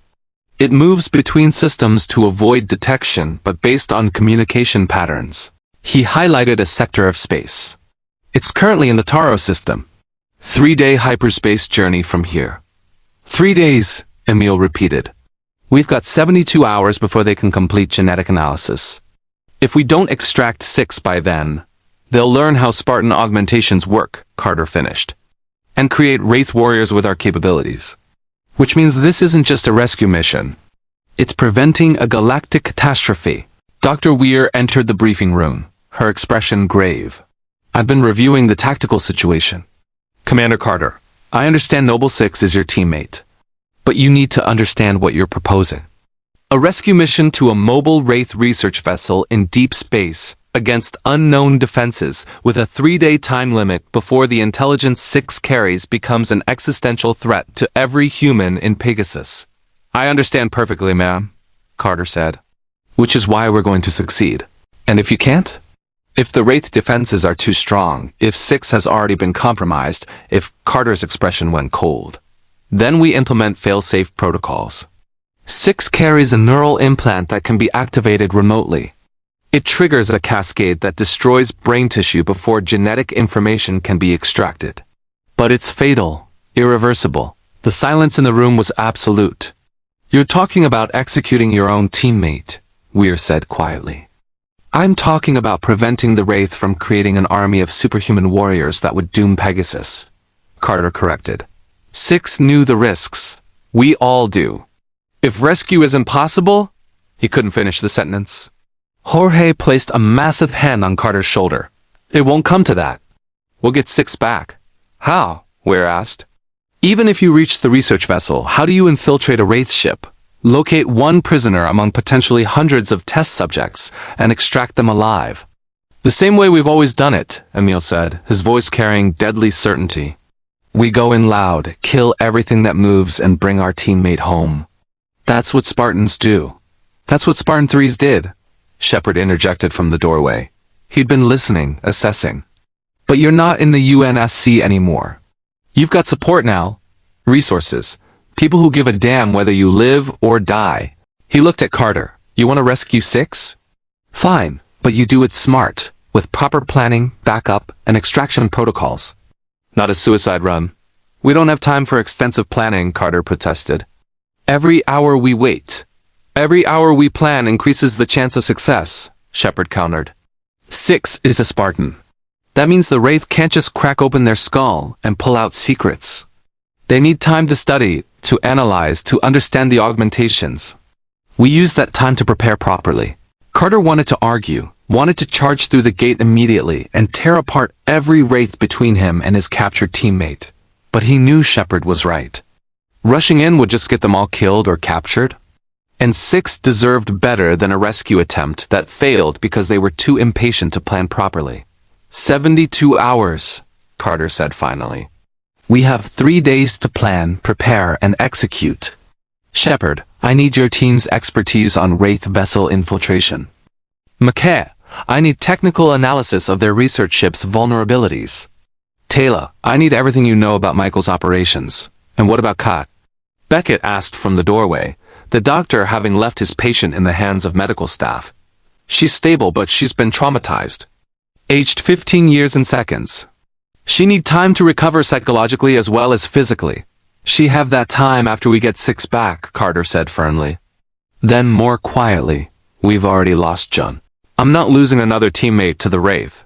As the briefing dissolved into tactical planning, Carter stood alone at the holographic display, staring at the last image of Noble 6 fighting against impossible odds. Spartans didn't leave people behind. That was the doctrine. The question was whether they could rescue 6 before the 72-hour deadline, or whether Carter would have to activate the failsafe and kill his own teammate to save Pegasus from a threat of their own making. The Daedalus-class battlecruiser BC-304 arrived through hyperspace 60 hours into Noble 6's captivity. Colonel Stephen Caldwell stood on the bridge, reviewing the rescue mission parameters with the skepticism of someone who'd seen too many high-risk operations go wrong. Let me make sure I understand this correctly, Caldwell said, studying the tactical display. You want to infiltrate a Wraith research vessel, rescue one captured Spartan, and escape before they can complete genetic analysis that would give them superhuman capabilities. That's correct, sir, Carter confirmed from Atlantis via subspace communication. And your plan involves beaming a strike team directly into the ship's brig, fighting through unknown Wraith forces, locating your teammate among potentially hundreds of prisoners, and extracting before the ship's considerable defenses can respond.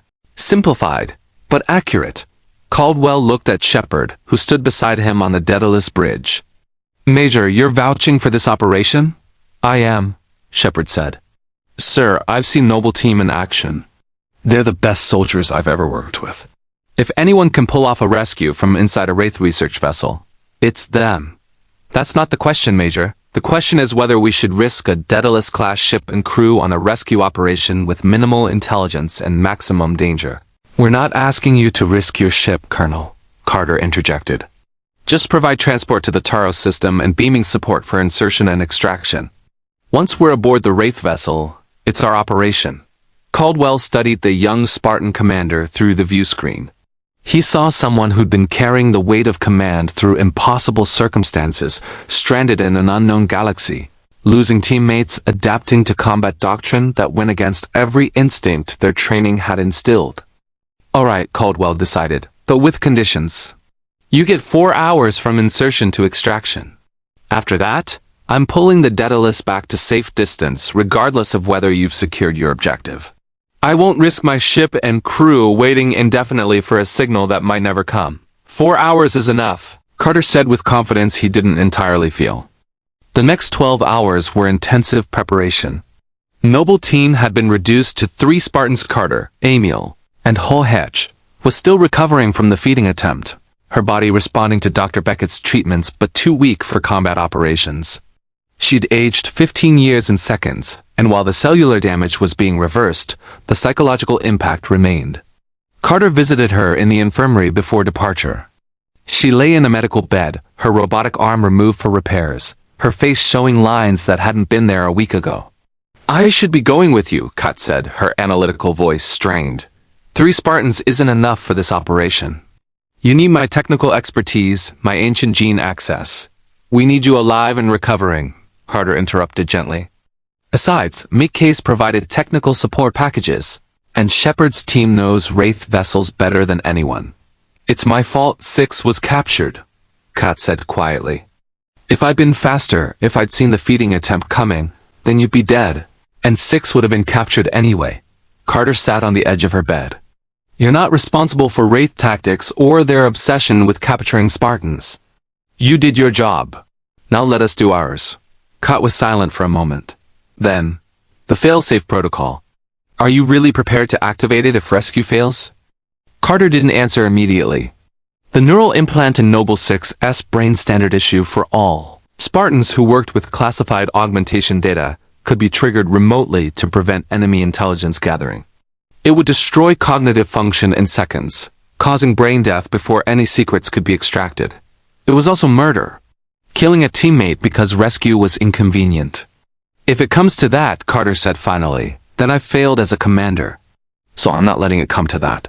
The strike team assembled in the Daedalus's beaming room 6 hours before the deadline. 3 Spartans in full Molnor armor, their weapons a mixture of recovered UNSC equipment and Atlantis technology. Sheppard's team, the Major himself, Taylor and Ronan Dex, who'd volunteered specifically because he had experience being hunted by the Wraith and wanted payback. Wraith research vessels are heavily compartmentalized, Taylor explained during final briefing. Michael will keep his most valuable subjects in the deepest sections, surrounded by security and failsafes. We will need to fight through multiple decks. I've uploaded Wraith vessel schematics to your HUDs. Mickey's voice came through the com from Atlantis. They're not perfect based on previous encounters and intelligence, but they should give you basic navigation. Also, I've equipped you with ancient translators. Michael speaks English from his time infiltrating Atlantis, but other Wraith might not. Rules of engagement? Ronan asked, his energy pistol already charged and ready. Anyone between us and 6 dies, Emile said bluntly. We're not here to take prisoners, agreed, Carter said. This is search and rescue with extreme prejudice. We find 6, we extract, and anything that tries to stop us gets eliminated. Colonel Caldwell's voice came over the ship-wide comm. Daedalus is in position. Wraith research vessel is holding station in the Taros system, apparently conducting routine operations. They don't know we're here. Strike team, you're cleared for insertion. The beaming room's Asgard transporter activated. Reality dissolved into white light, and the strike team materialized aboard the Wraith research vessel in a corridor that looked like something out of a nightmare. The walls were organic pulsing with bioluminescent veins, the floor slightly yielding like flesh, the air thick with the smell of decay and something else Carter couldn't identify. Wraith architecture wasn't built. It was grown. Contact, Jorge called out immediately.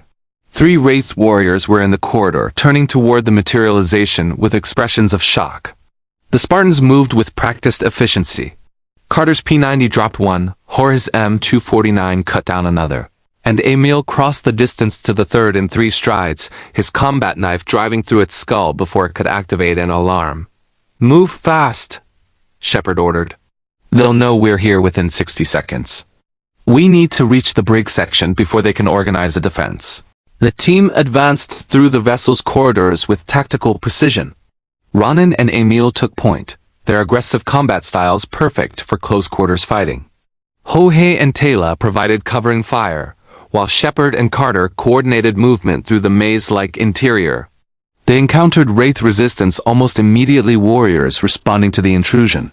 Scientists fleeing toward safe rooms, automated defense systems activating. But nothing prepared the Wraith for the sheer violence the strike team brought.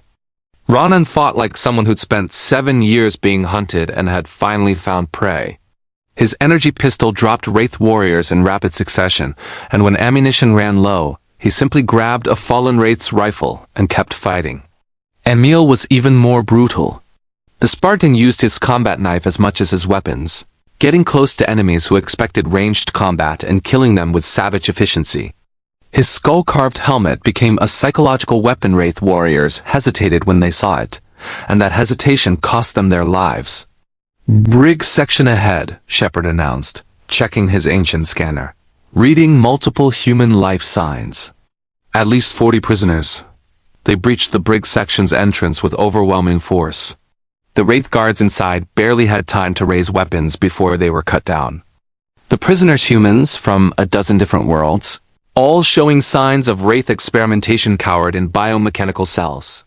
"6!" Carter called out, scanning the cells. "Noble 6, respond. Here." The voice was weak but unmistakable. Carter found Noble 6 in a cell at the section's far end.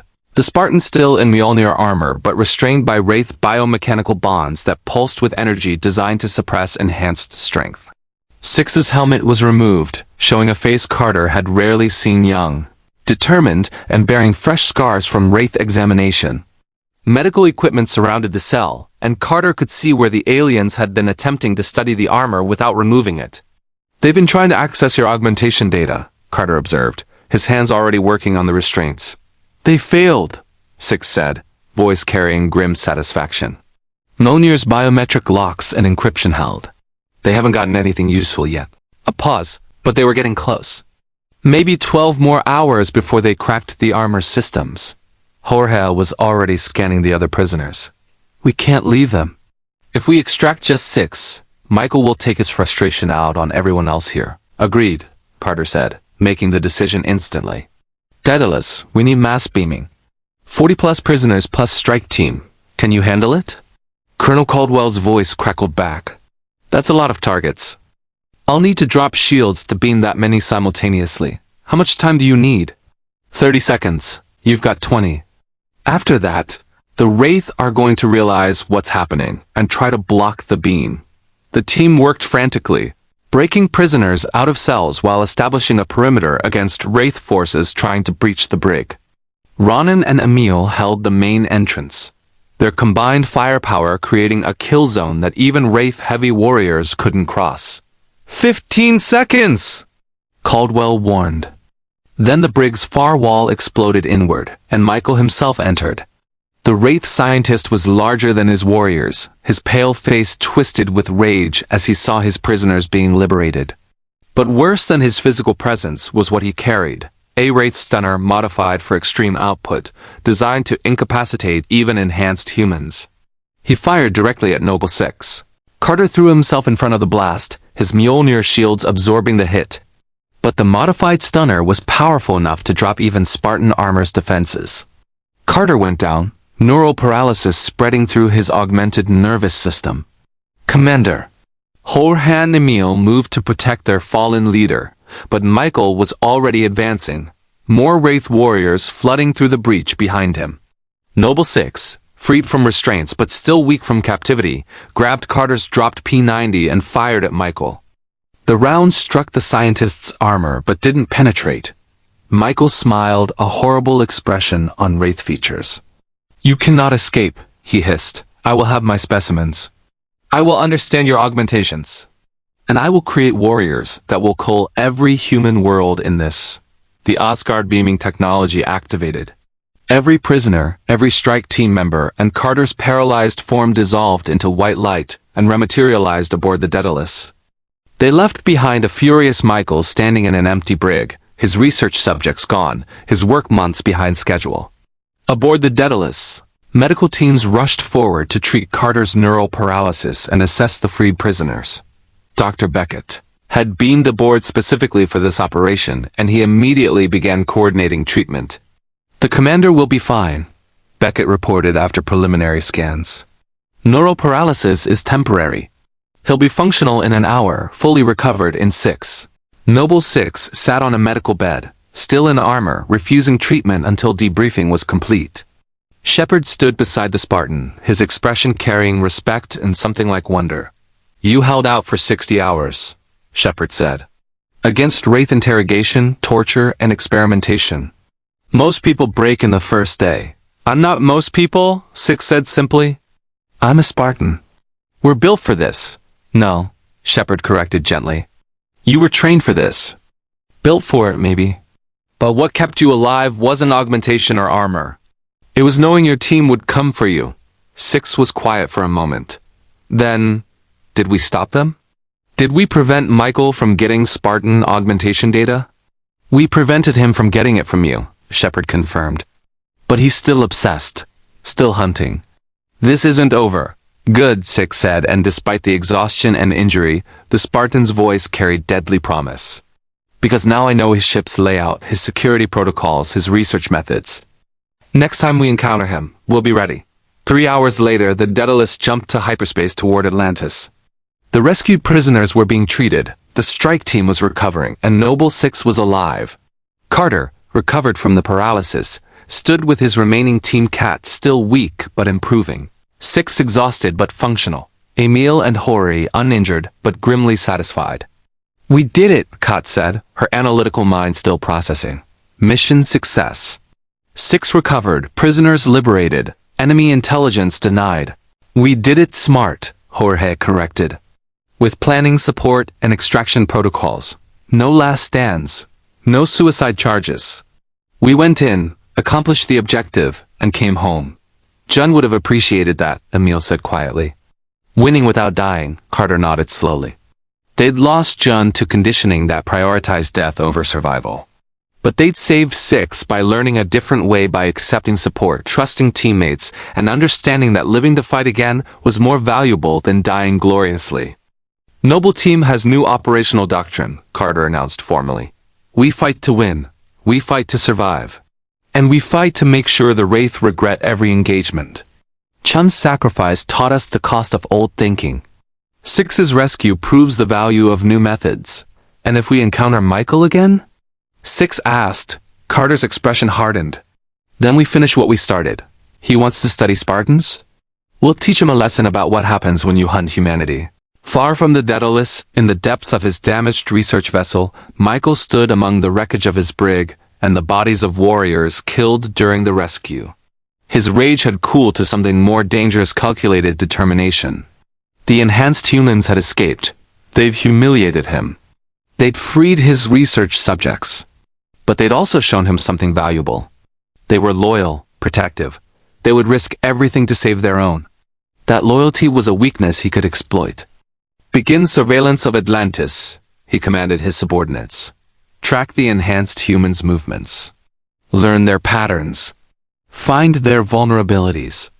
He studied the combat footage from the rescue operation. They fight to save each other. So we will take everything they value, their teammates, their allies, their city. And then? A subordinate asked. And then they will come to us, Michael hissed. Not as rescuers, but as desperate fools. And when they do, I will finally have my specimens. All of them. The war between Noble Team and the Wraith had become personal. Michael wanted Spartan augmentations for his research. Noble Team wanted to protect Pegasus from his experiments. It would end with one side's destruction. And Noble Team had just proven they knew how to survive. The question was whether survival would be enough when Michael stopped hunting individuals and started targeting everything they found worth protecting in Atlantis. 2 weeks after Noble Six's rescue, Carter stood on the same observation balcony where he'd first questioned what it meant to survive in Atlantis. The alien ocean stretched to the horizon, its waves catching the light of Pegasus's twin moons. And for the first time since arriving in this galaxy, he felt something other than the weight of command and the expectation of death. He felt purpose. Figured I'd find you here. Jorge's deep voice came from behind. The big Spartan joined him at the railing, his massive frame somehow at ease in a way it never had been during the UNSC days. Can't sleep? Thinking, Carter admitted. About Jun, about what we've become since we arrived here. Different from what the UNSC made us? Jorge observed. Better maybe. Carter considered that. When they'd arrived through the Stargate 8 weeks ago, Noble Team had been weapons forged for suicide missions, conditioned to accept death as the expected outcome of every operation, trained to measure success in objectives completed regardless of cost. Chun's death had been the inevitable result of that thinking. A brilliant soldier, choosing self-immolation over the possibility of capture because Spartan-IIIs were taught their lives mattered less than mission security. But Noble Six's rescue had proven something different. That planning mattered. That support networks mattered. That coming home alive wasn't weakness, it was sustainable combat doctrine that allowed soldiers to fight tomorrow. We're still weapons, Carter said finally, but we're learning to be soldiers too. There's a difference. Weapons get used until they break, Jorge agreed. Soldiers learn to survive long enough to win the war. Behind them, the door to the balcony opened again. This time it was Kat, her robotic arm repaired and her face showing fewer lines than it had 2 weeks ago. Beckett's treatments had reversed most of the aging from the Wraith feeding attempt, though she'd never quite returned to the exact biological age she'd been before. M4S912. Medical released me for full duty, she announced, joining them at the railing. 97% physical capability, 100% cognitive function. I'm ready for operations. Good, Carter said. Because Sheppard's planning a joint mission next week. Wraith Supply Depot, actual intelligence this time instead of a trap. He wants Noble Team's expertise. Will we ever stop fighting the Wraith? Kat asked quietly. Carter thought about Michael's obsession, about the thousands of hive ships scattered across Pegasus, about the 10,000 years of culling that had turned human populations into prey. The war wouldn't end quickly, maybe not in their lifetimes. But that was the point. Lifetimes, plural. Not deaths measured in missions, but lives measured in years. Probably not, Carter admitted. But we'll fight them differently than we fought the Covenant. Smarter. With support. With the goal of winning the war. Not just dying well in individual battles. Emile emerged from the shadows. The Spartan had a habit of appearing silently, his skull-carved helmet making him look like death itself even in peaceful moments. Sheppard's looking for you, Commander. Something about teaching us how to pilot puddle jumpers. Says if we're going to keep running joint operations, we should learn ancient technology. He's right, Carter said. We're in Pegasus for the long term. Might as well learn to use their equipment. As they walked back into Atlantis together, 4 Spartans instead of 6, but alive and learning, Carter thought about how far they'd come. They'd arrived expecting to die, trained to accept it, conditioned to embrace it. Instead, they'd found something worth living for. A city that accepted them not as expendable weapons but as people, teammates who valued their survival as much as their combat effectiveness. A mission that went beyond simply dying to deny the enemy. It was about protecting humanity across an entire galaxy. In the briefing room, Sheppard waited with his characteristic half-smile. Glad you could make it. I was starting to think Spartans didn't do downtime. We're adapting, Carter said. Learning to value rest between missions. Good, because I need you fresh for next week's operation. Sheppard pulled up tactical displays. Also, Dr. Weir wanted me to tell you the freed prisoners from Michael's research vessel. They're integrating well. Some want to return to their home worlds, but several have asked to stay in Atlantis. Help with the fight against the Wraith. We inspired them, Taylor said from her position at the table. She'd been waiting with Sheppard. You showed them that humans can resist the Wraith, can fight back, can survive and even win. That is more valuable than any technology or tactics. We just did what Spartans do, Emile said. No, Sheppard corrected. You did what soldiers do. There's a difference. Spartans, at least the way you described your old training, were programmed to die. Soldiers learn to live, and what you're becoming. That's dangerous to the Wraith in ways they don't understand yet. In the Atlantis infirmary, Dr. Beckett was reviewing long-term medical data on Noble Team. Their augmentations were holding up well despite the stress of combat, gate travel, and adaptation to a new galaxy. But something else had changed. Stress hormones were normalizing. Trauma responses were decreasing. Psychological markers suggested they were actually beginning to heal from years of combat conditioning.